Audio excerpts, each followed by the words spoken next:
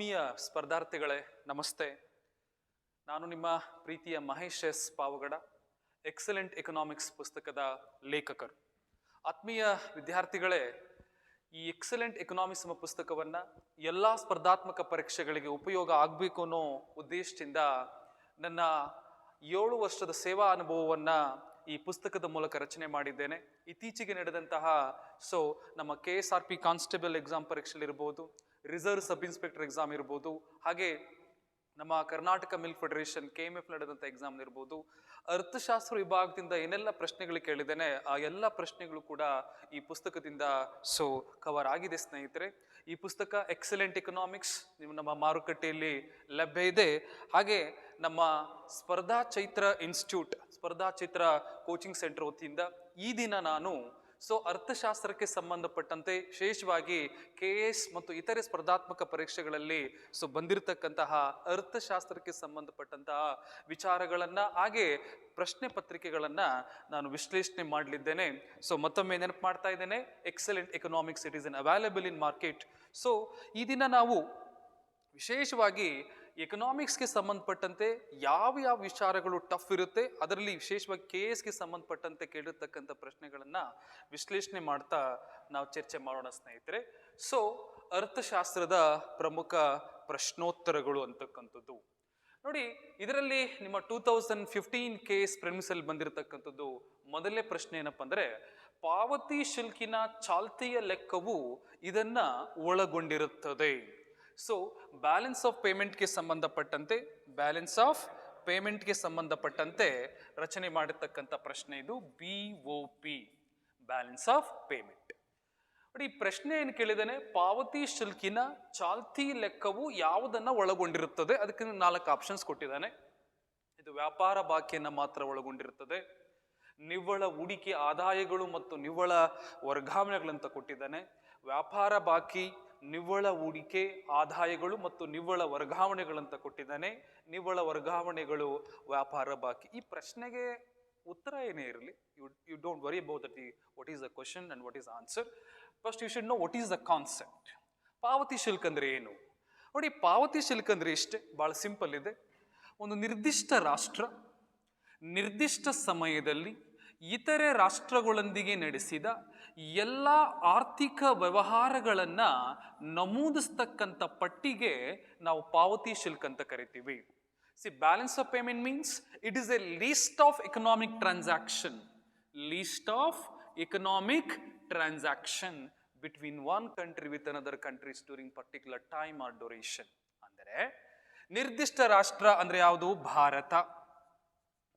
ನಿರ್ದಿಷ್ಟ ಸಮಯದಲ್ಲಿ 2021-22ರಲ್ಲಿ ಈ ನಮ್ಮ ಭಾರತ ಇತರೆ ರಾಷ್ಟ್ರಗಳೊಂದಿಗೆ ಏನೆಲ್ಲ ವ್ಯವಹಾರ ಮಾಡಿದೆ ಅದನ್ನು ನಾವು ಆರ್ಥಿಕ ವ್ಯವಹಾರ ಅಂತ ಕರಿತೀವಿ. ಈ ಆರ್ಥಿಕ ವ್ಯವಹಾರವನ್ನ ನಮೂದು ಮಾಡತಕ್ಕಂತಹ ಪಟ್ಟಿಗೆ ನಾವು ಪಾವತಿ ಶುಲ್ಕ ಅಂತ ಕರಿತೀವಿ. ಹಾಗಾದ್ರೆ ಭಾರತದ ಪಾವತಿ ಶುಲ್ಕನ್ನ ಯಾರು ನಿರ್ವಹಣೆ ಮಾಡ್ತಾರಂತ ಕೇಳಿದ್ರೆ ನಿಮಗೆ ಗೊತ್ತಿರಲಿ, Indian balance of payment is prepared by reserve bank of India. ಹಾಗಾಗಿ ಭಾರತದ ಪಾವತಿ ಶುಲ್ಕನ್ನ ನಿರ್ವಹಣೆ ಮಾಡ್ತಕ್ಕಂಥವ್ರು ಅಥವಾ ಮೇಂಟೈನ್ ಮಾಡ್ತಕ್ಕಂಥವ್ರು RBI. ಹಾಗಾದ್ರೆ ಪ್ರಪಂಚದ ಪಾವತಿ ಶುಲ್ಕನ ಯಾರು ತಯಾರು ಮಾಡ್ತಾರೆ? World BOP is prepared by international monetary fund, IMF ಅಂತಕ್ಕಂಥದ್ದು ಪ್ರಪಂಚದ ಪಾವತಿ ಶುಲ್ಕನ ತಯಾರು ಮಾಡ್ತಾರೆ. 2 ಕಾನ್ಸೆಪ್ಟ್ ನೀವು ತಿಳ್ಕೋಬೇಕು. ಒಂದು, what is the meaning of BOP? Balance of payment ಅಥವಾ ಪಾವತಿ ಶುಲ್ಕ ಅಂದ್ರೆ ಏನು? ಅಂದ್ರೆ ಒಂದು ರಾಷ್ಟ್ರ ನಿರ್ದಿಷ್ಟ ಸಮಯದಲ್ಲಿ ಇತರೆ ರಾಷ್ಟ್ರಗಳೊಂದಿಗೆ ನಡೆಸಿದ ಎಲ್ಲ ಆರ್ಥಿಕ ವ್ಯವಹಾರಗಳ ಪಟ್ಟಿ. ಆ ಪಟ್ಟಿನ ಭಾರತದಲ್ಲಿ ಯಾರು ತಯಾರು ಮಾಡ್ತಾರೆ? RBI. ಪ್ರಪಂಚದ ಎಲ್ಲ ರಾಷ್ಟ್ರಗಳ BOP ಯಾರು ತಯಾರು ಮಾಡ್ತಾರೆ? IMF. ಹಾಗಾದ್ರೆ ಈ BOP ಅಂತಕ್ಕಂಥದ್ದು ಇದರ ಸ್ಟ್ರಕ್ಚರ್ ಏನು? What is the structure of BOP? ನೋಡಿ, ಬ್ಯಾಲೆನ್ಸ್ ಆಫ್ ಪೇಮೆಂಟ್ ಅಂತಕ್ಕಂಥದ್ದು, BOP ಅಂತಕ್ಕಂಥದ್ದು, ಬ್ಯಾಲೆನ್ಸ್ ಆಫ್ ಪೇಮೆಂಟ್, ಇದು 2 ಅಕೌಂಟ್ಸ್ ಅನ್ನು ಒಳಗೊಂಡಿರುತ್ತೆ. ಒಂದು ಕರೆಂಟ್ ಅಕೌಂಟ್, ಕನ್ನಡದಲ್ಲಿ ಇದನ್ನ ಚಾಲ್ತಿ ಖಾತೆ ಅಂತ ಕರಿತೀವಿ, ಚಾಲ್ತಿ ಖಾತೆ. ಇನ್ನೊಂದು ಕ್ಯಾಪಿಟಲ್ ಅಕೌಂಟ್, ಕನ್ನಡದಲ್ಲಿ ಇದನ್ನ ಬಂಡವಾಳ ಖಾತೆ ಅಂತ ಕರೀತೇವೆ. ಈಗ ಅವನು ನಿಮ್ಮ ಪ್ರಶ್ನೆ ಏನು ಕೇಳಿದಾನೆ? ನೋಡಪ್ಪ, ಇಲ್ಲಿ 2 ಅಕೌಂಟ್ಸ್ ಇದೆ ನಮ್ಮ ಬ್ಯಾಲೆನ್ಸ್ ಆಫ್ ಪೇಮೆಂಟ್ ಅಲ್ಲಿ, BOP ಯಲ್ಲಿ. ಒಂದು ಚಾಲ್ತಿ ಖಾತೆ, ಬ್ಯಾಲೆನ್ಸ್ ಆಫ್ ಪೇಮೆಂಟ್ ಅಲ್ಲಿ ಬರತಕ್ಕಂಥ ಅಕೌಂಟ್ಸ್ ಅಲ್ಲಿ 2 ಮುಖ್ಯವಾಗಿ, ಒಂದು ಕರೆಂಟ್ ಅಕೌಂಟ್, ಇನ್ನೊಂದು ಬಂಡವಾಳ. ಹಾಗಾದ್ರೆ ಪ್ರಶ್ನೆ ಏನು ಕೇಳಿದಾನ ಅವನು ನೋಡಿ, ಪಾವತಿ ಶಿಲ್ಕಿನ ಚಾಲ್ತಿ ಖಾತೆ ಚಾಲ್ತಿ ಲೆಕ್ಕವು ಯಾವ್ಯಾವ ಅಂಶಗಳನ್ನು ಒಳಗೊಂಡಿದೆ ಹೇಳಪ್ಪ ಅಂತ. ಹಾಗಾಗಿ ನಿಮಗೆ ಒಟ್ಟಾರೆ ಹೇಳ್ತೇನೆ ನಾನು, ಯಾವ್ಯಾವ ಎಲಿಮೆಂಟ್ಸ್ ಬರುತ್ತೆ ನಮ್ಮ ಈ ಒಂದು ಬ್ಯಾಲೆನ್ಸ್ ಆಫ್ ಪೇಮೆಂಟ್ ಚಾಲ್ತಿ ಖಾತೆಯಲ್ಲಿ ಅಂತ ನೋಡಿ. ಚಾಲ್ತಿ ಖಾತೆಯಲ್ಲಿ ಬರತಕ್ಕಂಥ ಎಲಿಮೆಂಟ್ಸ್ ಮೊದಲನೇದು ಸರಕುಗಳು, ಗೂಡ್ಸ್ ಅಂತಕ್ಕಂಥದ್ದು. ಅಂದರೆ ಕರೆಕ್ಟಾಗಿ ಅರ್ಥ ಮಾಡ್ಕೋಬೇಕು, ನಾವು ನಮ್ಮ ದೇಶದಲ್ಲಿ ಉತ್ಪಾದಿಸಲ್ಪಟ್ಟ ಸರಕುಗಳನ್ನ ಬೇರೆ ದೇಶಕ್ಕೆ ಎಕ್ಸ್ಪೋರ್ಟ್ ಮಾಡಿದ್ರೆ ಅದು ನಾವು ಪ್ಲಸ್ ಅಲ್ಲಿ ಹಾಕೊಳ್ತೀವಿ, ಯಾಕೆಂದ್ರೆ ಎಕ್ಸ್ಪೋರ್ಟ್ ಮಾಡಿದ್ರೆ ನಮ್ಗೆ ಇನ್ಕಮ್ ಬರ್ತದೆ. ಅದೇ ರೀತಿ ಸರಕುಗಳನ್ನ ನಾವು ಇಂಪೋರ್ಟ್ ಮಾಡ್ಕೊಂಡ್ರೆ ನಾವು ಅದನ್ನ ಮೈನಸ್ ಅಲ್ಲಿ ಹಾಕೊಳ್ತೀವಿ ಬ್ಯಾಲೆನ್ಸ್ ಆಫ್ ಪೇಮೆಂಟ್ ಅಲ್ಲಿ. ಯಾವ ಅಕೌಂಟ್ ಅಲ್ಲಿ ಹಾಕೊಳ್ತೀವಿ ನಾವು ಇದನ್ನ? ಚಾಲ್ತಿ ಖಾತೆಯಲ್ಲಿ. ಮೊದಲನೇದು ಬರೋದು ಸರಕುಗಳು. ಎರಡನೇದು ಯಾವುದು? ಸೇವೆಗಳು. ಯಾವ್ಯಾವ ಸೇವೆಗಳು? ಸರ್ವೀಸಸ್. ಅದು ಇನ್ಶೂರೆನ್ಸ್ ಸರ್ವಿಸ್ ಇರಲಿ, ವಿಮಾ ಸೇವೆಗಳಿರಲಿ, ಹೋಟೆಲ್ ಸರ್ವಿಸ್, ಹೋಟೆಲ್ ಸೇವೆಗಳಿರಲಿ, ಟೂರಿಸಂ ಸರ್ವೀಸಸ್, ಪ್ರವಾಸೋದ್ಯಮ ಸೇವೆಗಳಿರಲಿ, ಟ್ರಾನ್ಸ್ಪೋರ್ಟೇಷನ್ ಸರ್ವಿಸ್. ಈ ಸೇವೆಗಳು ಕೂಡ ಯಾವ ಅಕೌಂಟಲ್ಲಿ ಬರುತ್ತೆ? ನಮ್ಮ ಚಾಲ್ತಿ ಖಾತೆಯಲ್ಲಿ ಬರುತ್ತೆ. ಮೂರನೇದು ಯಾವುದು ನೋಡಿ, ಎಷ್ಟು ಚೆನ್ನಾಗಿದೆ, ಇನ್ವೆಸ್ಟ್ಮೆಂಟ್ ಇನ್ಕಮ್. Very important. ಅದು ಪ್ರಶ್ನೆ ಕೇಳಿದ ನಿಮಗೆ, ಹೂಡಿಕೆ ಆದಾಯ. ಇಲ್ಲಿ ಎರಡು ಕಾನ್ಸೆಪ್ಟ್ ತಿಳ್ಕೊಬೇಕು ನೀವು, ಇಲ್ಲೇ ನಿಮಗೆ ಕನ್ಫ್ಯೂಸ್ ಮಾಡುತ್ತೆ. ಅವ್ನು ಬರೀ ಹೂಡಿಕೆಗಳು ಅಂತ ಕೇಳಿದ್ರೆ, ಓನ್ಲಿ ಇನ್ವೆಸ್ಟ್ಮೆಂಟ್ ಅಂತ ಕೇಳಿದ್ರೆ ಅದು ಕ್ಯಾಪಿಟಲ್ ಅಕೌಂಟಲ್ಲಿ ಬರುತ್ತೆ. ಹೂಡಿಕೆಯಿಂದ ಬಂದಂತ ಆದಾಯ ಅಂತ ಕೇಳಿದ್ರೆ ಚಾಲ್ತಿ ಖಾತೆಯಲ್ಲಿ ಬರುತ್ತೆ. ಹಾಗಾಗಿ ಹೂಡಿಕೆಯ ಆದಾಯ, investment income, it is a third part of current account. ಇದು ಚಾಲ್ತಿ ಖಾತೆಯಲ್ಲಿ ಬರತಕ್ಕಂಥ ಎಲಿಮೆಂಟ್. ನಾಲ್ಕನೇದು ಯಾವುದು? ಟ್ರಾನ್ಸ್ಫರ್ ಪೇಮೆಂಟ್ಸ್ ಅಥವಾ ಯುನಿಲ್ಯಾಟ್ರಲ್ ಟ್ರಾನ್ಸ್ಫರ್ಸ್ ಅಥವಾ ನೆಟ್ ಟ್ರಾನ್ಸ್ಫರ್ಸ್ ಎಲ್ಲ ಒಂದೇ. ನಿವ್ವಳ ವರ್ಗಾವಣೆ ಗಳಿಕೆಗಳಿರಲಿ ಅಥವಾ ವರ್ಗಾವಣೆ ಪಾವತಿಗಳಿರಲಿ ಅಥವಾ ಏಕಮುಖ ವರ್ಗಾವಣೆ ಎಲ್ಲ ಒಂದೇ. ಅಂದರೆ ಸಿಂಗಲ್ ಸೈಡ್ ಪೇಮೆಂಟ್. ನಾನು ನಿಮಗೆ 50,000 ಕೊಟ್ಟರೆ ಒನ್ ಸೈಡ್ ಟ್ರಾನ್ಸಾಕ್ಷನ್, ಮತ್ತೆ ನೀವು ವಾಪಸ್ ಕೊಡೋ ಅವಶ್ಯಕತೆ ಇಲ್ಲ. ಯಾವ್ಯಾವ ಬರುತ್ತೆ? ಫಾರಿನ್ ಏಡ್ಸ್, ವಿದೇಶಿ ಅನುದಾನಗಳು, ವಿದೇಶಿ ಅನುದಾನಗಳು, ವಿದೇಶಿ ರಾಯಭಾರಿ ವೇತನಗಳು, ವಿದೇಶಿ ರಾಯಭಾರಿ ವೇತನಗಳು, ಫಾರಿನ್ ರೆಮಿಟೆನ್ಸ್, ವಿದೇಶಿ ನಷ್ಟ ಭರ್ತಿಗಳು. ಇವೆಲ್ಲವೂ ಕೂಡ ನಾವೇನಂತ ಕರಿತೀವಿ? ಸಿಂಗಲ್ ಸೈಡ್ ಟ್ರಾನ್ಸಾಕ್ಷನ್ ಅಥವಾ ಏಕಮುಖ ವರ್ಗಾವಣೆಗಳಂತ ಕರಿತೀವಿ. ಈ ಏಕಮುಖ ವರ್ಗಾವಣೆಗಳು ಕೂಡ ನಮ್ಮ ಚಾಲ್ತಿ ಖಾತೆಯಲ್ಲಿ ಬರ್ತಕ್ಕಂಥ ಎಲಿಮೆಂಟ್ಸ್. ಹಾಗೆ ನಾಲ್ಕನೇದು ಯಾವುದಪ್ಪ ಅಂತ ಕೇಳಿದ್ರೆ, ಗೊತ್ತಿರಲಿ, ನಾನ್ ಫೈನಾನ್ಷಿಯಲ್ ಗೋಲ್ಡ್ ಮೊಮೆಂಟ್, ಹಣಕಾಸೇತರ ಚಿನ್ನದ ಚಲನೆ. ಹಣಕಾಸೇತರ ಚಿನ್ನದ ಚಲನೆ, ನಾನ್ ಫೈನಾನ್ಷಿಯಲ್ ಗೋಲ್ಡ್ ಮೊಮೆಂಟ್. ಈ ನಾನ್ ಫೈನಾನ್ಷಿಯಲ್ ಗೋಲ್ಡ್ ಮೊಮೆಂಟ್ ಅಂದ್ರೆ ಹಣಕಾಸೇತರ ಚಿನ್ನದ ಚಲನೆ, ಏಕಮುಖ ವರ್ಗಾವಣೆಗಳು ಅಥವಾ ನಿವ್ವಳ ವರ್ಗಾವಣೆಗಳು, ಸೇವೆಗಳು, ಹೂಡಿಕೆ ಆದಾಯಗಳು, ಸರಕುಗಳು. ಎಷ್ಟು ಎಲಿಮೆಂಟ್ಸ್ ಎಲ್ಲಿ ಬರುತ್ತವಪ್ಪ ಅಂತ ಕೇಳಿದ್ರೆ ನಮ್ಮ ಚಾಲ್ತಿ ಖಾತೆಯಲ್ಲಿ ಬರ್ತಕ್ಕಂಥ ಎಲಿಮೆಂಟ್ಸ್. ಹಾಗಾದ್ರೆ ಇಲ್ಲಿ ಇನ್ನೊಂದು ಪಾಯಿಂಟ್ ನೀವು ಕ್ಲಾರಿಟಿ ಮಾಡ್ಕೋಬೇಕು. ಏನಪ್ಪ ಅಂದ್ರೆ, ಪಾವತಿ ಶುಲ್ಕಿನಲ್ಲಿ ಇನ್ನೊಂದು ಭಾಗ ಬರುತ್ತೆ, ವ್ಯಾಪಾರ ಭಾಗ ಅಂತ ಬರುತ್ತೆ. ಯಾವ ಭಾಗ? ವ್ಯಾಪಾರ ಬಾಕಿ. ಇಂಗ್ಲಿಷಲ್ಲಿ ಅದನ್ನ ವ್ಯಾಪಾರ ಬಾಕಿ, ಟ್ರೇಡ್ ಬ್ಯಾಲೆನ್ಸ್ ಅಂತ ಕರಿತೀವಿ. ಏನಂತ ಕರಿತೀವಿ? Trade balance. ಏನಪ್ಪ ವ್ಯಾಪಾರ ಬಾಕಿ ಅಂದ್ರೆ? ನೋಡಿ, ಈ ವ್ಯಾಪಾರ ಬಾಕಿ ಅಂತಕ್ಕಂಥದ್ದು ಕೇವಲ ಗೋಚರ ಸರಕುಗಳ ವ್ಯವಹಾರವನ್ನ ನಮೂದು ಮಾಡ್ತಕ್ಕಂಥ ಪಟ್ಟಿ. Trade balance deals only visible goods transaction. ನಾನು ಲಿಂಕ್ ಮಾಡ್ತೀನಿ, ಮತ್ತೆ ಆನ್ಸರ್ ಲಿಂಕ್ ಮಾಡ್ತೀನಿ, ಓವರ್ ಆಲ್ ಕಾನ್ಸೆಪ್ಟ್ ತಿಳ್ಕೊಬೇಕು ನೀವು. ವ್ಯಾಪಾರ ಬಾಕಿ ಅಂತಕ್ಕಂಥದ್ದು ಕೇವಲ ಗೋಚರ ಸರಕುಗಳ ವ್ಯವಹಾರ ನಮೂದಿಸುತ್ತೆ. ಆದರೆ ಬ್ಯಾಲೆನ್ಸ್ ಆಫ್ ಪೇಮೆಂಟ್ ಇದೆಯಲ್ಲ, ಪಾವತಿ ಶುಲ್ಕ ಮತ್ತು ಸಂದಾಯ ಬಾಕಿ ಇದೆಯಲ್ಲ, ಇದು ಗೋಚರ ಮತ್ತು ಅಗೋಚರ ಸರಕು ಮತ್ತು ಸೇವೆಗಳು. ಇಲ್ಲೇನು ಕನ್ಫ್ಯೂಸ್ ಮಾಡ್ಕೊಳ್ಳೋ ಅವಶ್ಯಕತೆ ಇಲ್ಲ. ವಿಸಿಬಲ್ ಅಂದ್ರೆ ಸರಕುಗಳ ವ್ಯವಹಾರ, ನಾನ್ ವಿಸಿಬಲ್ ಅಂದ್ರೆ ಸೇವೆಗಳು ಒಳಗೊಳ್ಳುತ್ತೆ. ಹಾಗಾಗಿ ವ್ಯಾಪಾರ ಶುಲ್ಕು ಗೋಚರ ಸರಕುಗಳ ವ್ಯವಹಾರ ನಮೂದಿಸುತ್ತೆ, ಪಾವತಿ ಶುಲ್ಕು ಗೋಚರ ಮತ್ತು ಅಗೋಚರ ಅಂದ್ರೆ ಸರಕು ಮತ್ತು ಸೇವೆಗಳ ವ್ಯವಹಾರವನ್ನ ನಮೂದಿಸುತ್ತೆ. ಹಾಗಾದ್ರೆ ಇಲ್ಲಿ ಸರಕುಗಳ ವ್ಯವಹಾರವನ್ನ ನಮೂದಿಸ್ತಕ್ಕಂಥದ್ದು ಯಾವ ಪಟ್ಟಿಲಿ ಅಥವಾ ಯಾವ ಖಾತೆಯಲ್ಲಿ ಅಂತ ಕೇಳಿದ್ರೆ, ನಿಮ್ಮಾಗಲೇ ನಾನು ಮಾತಾಡಿದ್ದೇನೆ, ಸರಕುಗಳು ಎಲ್ಲಿ ಬರುತ್ತೆ? ಚಾಲ್ತಿ ಖಾತೆಯಲ್ಲಿ ಬರುತ್ತೆ. ಸರಕುಗಳಂದ್ರೂ ಒಂದೇನೆ, ವ್ಯಾಪಾರ ಬಾಕಿ ಅಂದ್ರೂ ಒಂದೇನೆ. ಹಾಗೆ ನಿಮ್ಮ 2017 ಕೇಸ್ ಪ್ರಿಲಿಮ್ಸ್ ಪ್ರಶ್ನೆ ಕೇಳಿದೇನೆ, ಮರ್ಚೆಂಡೈಸ್ ಟ್ರೇಡ್ ಅಂತ ಪ್ರಶ್ನೆ ಕೇಳಿದ್ದೇನೆ. ಮರ್ಚೆಂಡೈಸ್ ಅಂದ್ರೂ ಕೂಡ ಒಂದೇ, ಸರಕುಗಳು. ಹಾಗಾಗಿ ಈ ಚಾಲ್ತಿ ಖಾತೆಯಲ್ಲಿ ಬರ್ತಕ್ಕಂಥ ಎಲಿಮೆಂಟ್ಸ್ ಅಲ್ಲಿ ಸರಕುಗಳು ಅಥವಾ ಮರ್ಚೆಂಡೈಸ್ ಟ್ರೇಡ್ ಅಥವಾ ವ್ಯಾಪಾರ ಬಾಕಿಗಳು, ಹಾಗೆ ಸೇವೆಗಳು, ಹಾಗೆ ಹೂಡಿಕೆ ಆದಾಯ, ಇನ್ವೆಸ್ಟ್ಮೆಂಟ್ ಇನ್ಕಮ್ ಅಂತಕ್ಕಂಥದ್ದು, ಹಾಗೆ ಯುನಿಲ್ಯಾಟ್ರಲ್ ಟ್ರಾನ್ಸ್ಫರ್ಸ್ ಅಥವಾ ನೆಟ್ ಟ್ರಾನ್ಸ್ಫರ್ಸ್, ನಿವ್ವಳ ವರ್ಗಾವಣೆಗಳು, ಹಾಗೆ ನಾನ್ ಫೈನಾನ್ಷಿಯಲ್ ಗೋಲ್ಡ್ ಮೂಮೆಂಟ್. ಈ ಎಲಿಮೆಂಟ್ಸ್ ಎಲ್ಲಿ ಬರ್ತಾವಪ್ಪ ಅಂದ್ರೆ ನಮ್ಮ ಚಾಲ್ತಿ ಖಾತೆಯಲ್ಲಿ ಬರ್ತಕ್ಕಂಥ ಎಲಿಮೆಂಟ್ಸ್. ಇಷ್ಟು ಮಾಹಿತಿ ಕೊಟ್ಟಿದ್ದೇನೆ ನಿಮಗೆ. ಈಗ ನೀವು ಸ್ಪಷ್ಟವಾಗಿ ಆನ್ಸರ್ ಮಾಡ್ಬೋದು ಇದಕ್ಕೆ. ಹಾಗಾದ್ರೆ ವ್ಯಾಪಾರ ಅಥವಾ ನಮ್ಮ ಪಾವತಿ ಶಿಲ್ಕಿನಲ್ಲಿ ಬರ್ತಕ್ಕಂಥ ಎಲಿಮೆಂಟ್ಸ್ ಅಲ್ಲಿ ನೋಡಿ, ಪಾವತಿ ಶಿಲ್ಕಿನ ಚಾಲ್ತಿ ಲೆಕ್ಕವು ಏನೆಲ್ಲ ಒಳಗೊಂಡಿರ್ತಂದ್ರೆ obviously the correct answer is, so what is that? So C. ನಾನು ಆಗ್ಲೇ ಹೇಳಿದೆ, ವ್ಯಾಪಾರ ಬಾಕಿ ಅಂದ್ರೂ ಒಂದೇನೆ, ಸರಕುಗಳ ವ್ಯವಹಾರ ಅಂದ್ರೂ ಒಂದೇನೆ. ನಿವ್ವಳ ಹೂಡಿಕೆ ಆದಾಯಗಳು, ಇನ್ವೆಸ್ಟ್ಮೆಂಟ್ ಇನ್ಕಮ್ ನಾನು ಮಾತಾಡಿದ್ದೇನೆ, ಇದು ಕೂಡ ಬರುತ್ತೆ, ಇನ್ವೆಸ್ಟ್ಮೆಂಟ್ ಇನ್ಕಮ್.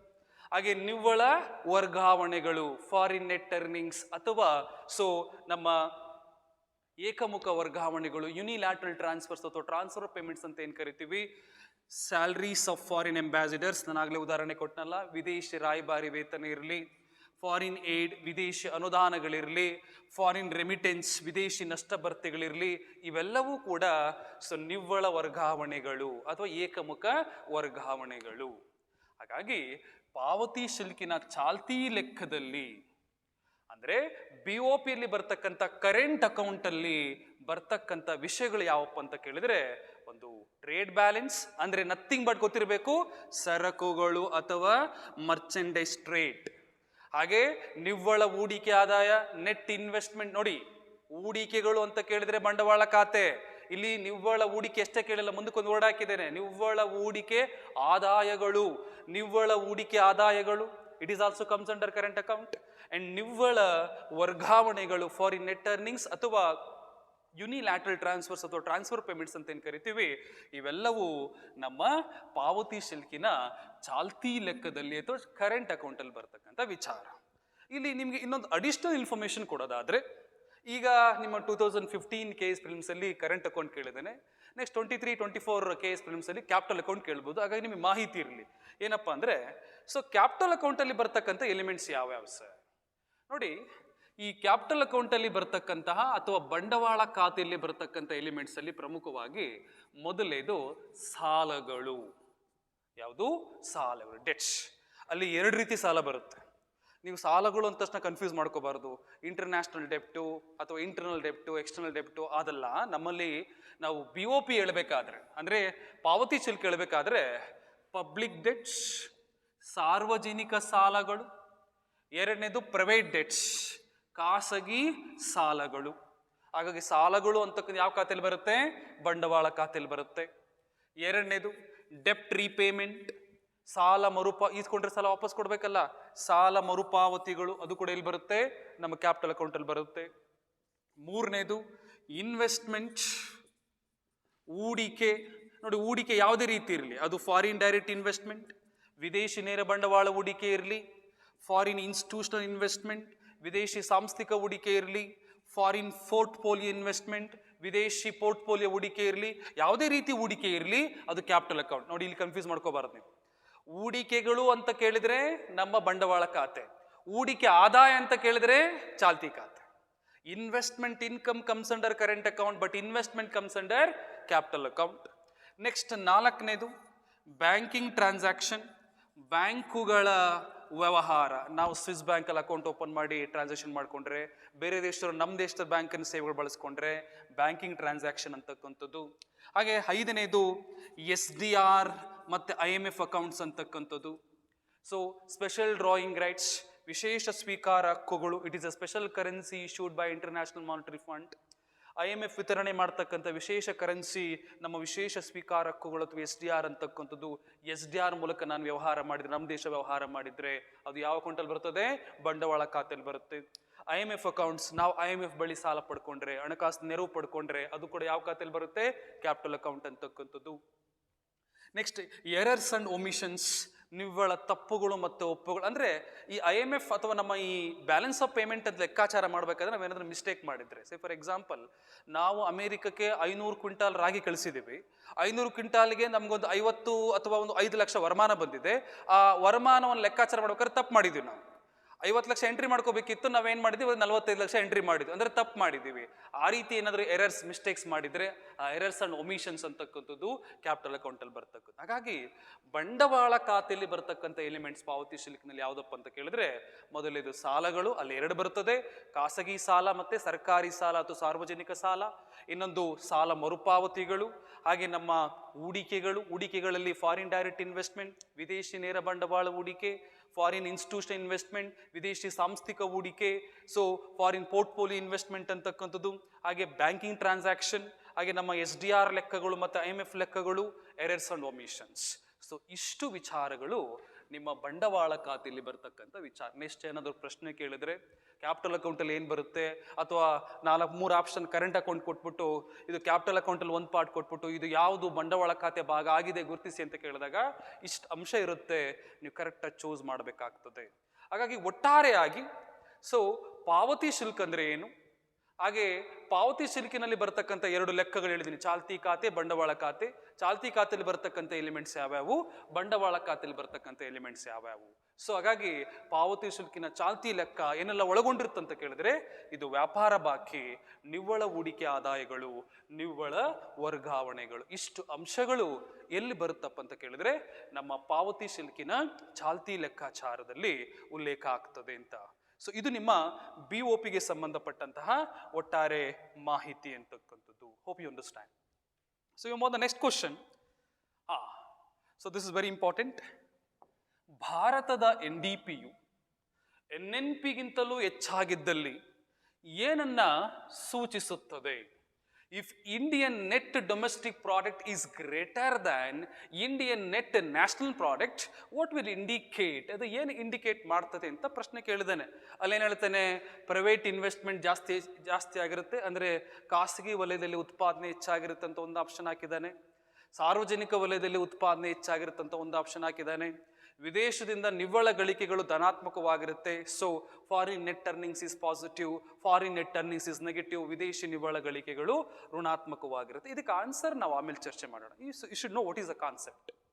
ಈಗ NDP ಮತ್ತು NNP, ಈಗ ಪ್ರಶ್ನೆ NDPಯು NNPಗಿಂತಲೂ ಹೆಚ್ಚಾಗಿದ್ರೆ ಏನಾಗಿರುತ್ತೆ ಅಂತ. ಸೊ ಈ ಕಾನ್ಸೆಪ್ಟ್ ನೀವು ಆನ್ಸರ್ ಮಾಡಬೇಕಂದ್ರೆ ಕಾನ್ಸೆಪ್ಟ್ಸ್ ಆಫ್ ನ್ಯಾಷನಲ್ ಇನ್ಕಮ್, ರಾಷ್ಟ್ರೀಯ ವರಮಾನದ ಪರಿಕಲ್ಪನೆಗಳನ್ನು ತಿಳಿಬೇಕಾಗ್ತದೆ. ಏನಪ್ಪ ರಾಷ್ಟ್ರೀಯ ವರಮಾನ ಅಂದರೆ ನೋಡಿ, ಬಹಳ ಸಿಂಪಲ್ ಇದೆ. ಇದು ಕೂಡ ಅಷ್ಟೇ, ನಿರ್ದಿಷ್ಟ ರಾಷ್ಟ್ರ ನಿರ್ದಿಷ್ಟ ಸಮಯದಲ್ಲಿ ಆ ರಾಷ್ಟ್ರದಲ್ಲಿ ಉತ್ಪಾದಿಸಲ್ಪಟ್ಟ ಸರಕು ಮತ್ತು ಸೇವೆಗಳ ಅಂತಿಮ ಮಾರುಕಟ್ಟೆ ಮೌಲ್ಯದ ಜೊತೆಗೆ ವಿದೇಶಿ ವರಮಾನ ಅಥವಾ ವಿದೇಶಿ ಗಳಿಕೆಗಳನ್ನು ಪರಿಗಣಿಸಿದಾಗ ಅದು ಆ ದೇಶದ ರಾಷ್ಟ್ರೀಯ ವರಮಾನ. So national income means it's a final market value of goods and services producing a particular country with particular duration along with foreign net earnings. ಅಂದರೆ ಬಹಳ ಸ್ಪಷ್ಟವಾಗಿ ಗೊತ್ತಾಗ್ತಿದೆ ನಮಗೆ, ರಾಷ್ಟ್ರೀಯ ವರಮಾನದಲ್ಲಿ ನಮ್ಮ ದೇಶದಲ್ಲಿ ಉತ್ಪಾದಿಸಲ್ಪಟ್ಟ ಸರಕು ಸೇವೆಗಳ ಮೌಲ್ಯದ ಜೊತೆಗೆ ಇನ್ನೊಂದನ್ನು ಆ್ಯಡ್ ಮಾಡ್ತೀವಿ ನಾವು, ಏನನ್ನ ವಿದೇಶಿ ವರಮಾನ ಅಥವಾ ವಿದೇಶಿ ನಿವ್ವಳ ಗಳಿಕೆಗಳು ಆ್ಯಡ್ ಮಾಡ್ತೀವಿ ಅಂತಕ್ಕಂಥದ್ದು. ಹಾಗಾದರೆ ಏನಪ್ಪ ಕಾನ್ಸೆಪ್ಟ್ಸು ನಮ್ಮ ರಾಷ್ಟ್ರೀಯ ವರಮಾನದ ಕಾನ್ಸೆಪ್ಟ್ಸಲ್ಲಿ? ಮೊದಲೇದು GDP ಅಂತ. ಅರೆ ಸ್ವಾಮಿ, ನೀನು NDP ಬದ್ರೆ ಮಾತ್ರ ಮಾತಾಡೋದಲ್ಲ, ಇದು ಅರ್ಥ ಆದರೆ ಅದು ಅರ್ಥ ಆಗತ್ತೆ ನಿಮಗೆ. GDP ಅಂದರೆ ಏನು, NDP ಅಂದರೆ ಏನು ಇದು ತಿಳ್ಕೊಬೇಕಾಗತ್ತೆ.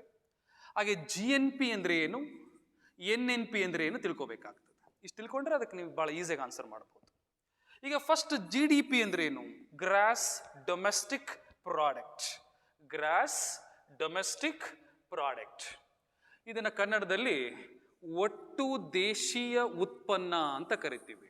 GDP ಅಂದರೆ ಏನಪ್ಪ? GDP ಅಂದರೆ ನೋಡಿ, GDP ಅಂದರೆ ಇಷ್ಟೇ, ಭಾಳ ಸಿಂಪಲ್ ಇದೆ. ಒಂದು ನಿರ್ದಿಷ್ಟ ರಾಷ್ಟ್ರ,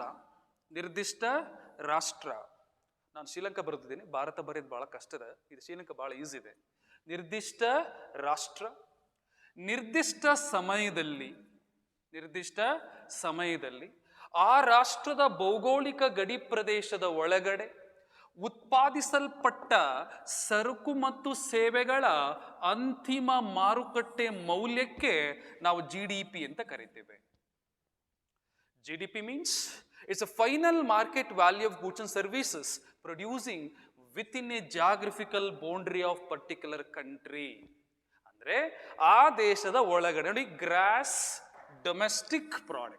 ಡೊಮೆಸ್ಟಿಕ್ ಅಂದ್ರೆ ಏನು? ನಮ್ಮ ಒಳಗಡೆ ನಮ್ಮ ದೇಶದ ಒಳಗಡೆ ಅಲ್ಲ, ನಮ್ಮ ದೇಶದ ಒಳಗಡೆ. ಸೊ ನಮ್ಮ ದೇಶದ ಗಡಿ ಒಳಗಡೆ ಉತ್ಪಾದಿಸಲ್ಪಟ್ಟ ಸರಕು ಮತ್ತು ಸೇವೆಗಳ ಅಂತಿಮ ಮಾರುಕಟ್ಟೆ ಮೌಲ್ಯಕ್ಕೆ ನಾವು GDP ಅಂತ ಕರಿತೀವಿ. ಅಂಡ್ ಮೋರ್ ಇಂಪಾರ್ಟೆಂಟ್, ನೀವು ಕನ್ಸಿಡರ್ ಮಾಡಬೇಕಾಗಿರೋದು ಏನಪ್ಪ ಅಂದ್ರೆ, GDPಯಲ್ಲಿ ವಿದೇಶಿ ನಿವ್ವಳ ಗಳಿಕೆ ಅಥವಾ ವಿದೇಶಿ ವರಮಾನವನ್ನ ಆಡ್ ಮಾಡಲ್ಲ. This is very important. So we do not consider foreign net earnings ಇದರ್ ಫಾರಿನ್ ಇನ್ಕಮ್ ಇನ್ GDP. ಅಂದ್ರೆ ಅರ್ಥ ಏನು? ನಮ್ಮ ದೇಶದ ಒಳಗಡೆ ಉತ್ಪಾದನೆ ಆಗಿರತಕ್ಕಂಥದ್ದು ಮಾತ್ರ. ಇಲ್ಲಿ ನಿಮಗೆ ಪ್ರಶ್ನೆ ಕೇಳ್ತಾರೆ, Tata is a Indian company. ನೋಡಿ, ಇದೇ ಫಸ್ಟ್ ಹೈಲೈಟ್ ಮಾಡೋದವನು. Tata is a Indian company. Their manufacturing unit located in London. ಅವರ ಉತ್ಪಾದನಾ ಘಟಕ ಲಂಡನ್ನಲ್ಲಿದೆ. ಆದರೆ ಲಂಡನ್ನಲ್ಲಿ ತಯಾರು ಮಾಡಿದಂಥ ಟಾಟಾ ಕಂಪನಿಯ ಉತ್ಪನ್ನಗಳನ್ನ ಭಾರತದ GDPಲಿ ಕನ್ಸಿಡರ್ ಮಾಡ್ತೀವಾ ಅಂತ ಪ್ರಶ್ನೆ ಕೇಳ್ತಾರೆ. ಕನ್ಸಿಡರ್ ಮಾಡಲ್ಲ. ಯಾಕೆ ಮಾಡಲ್ಲ ಅಂದ್ರೆ, ಅದು ನಮ್ಮ ದೇಶ, ಇದು ನಮ್ಮ ದೇಶ ಅಲ್ಲ, ಉದಾಹರಣೆ ಹೇಳ್ತಿರೋದು, ನಮ್ಮ ದೇಶದ ಒಳಗಡೆ ಉತ್ಪಾದನೆ ಆಗಿಲ್ಲ.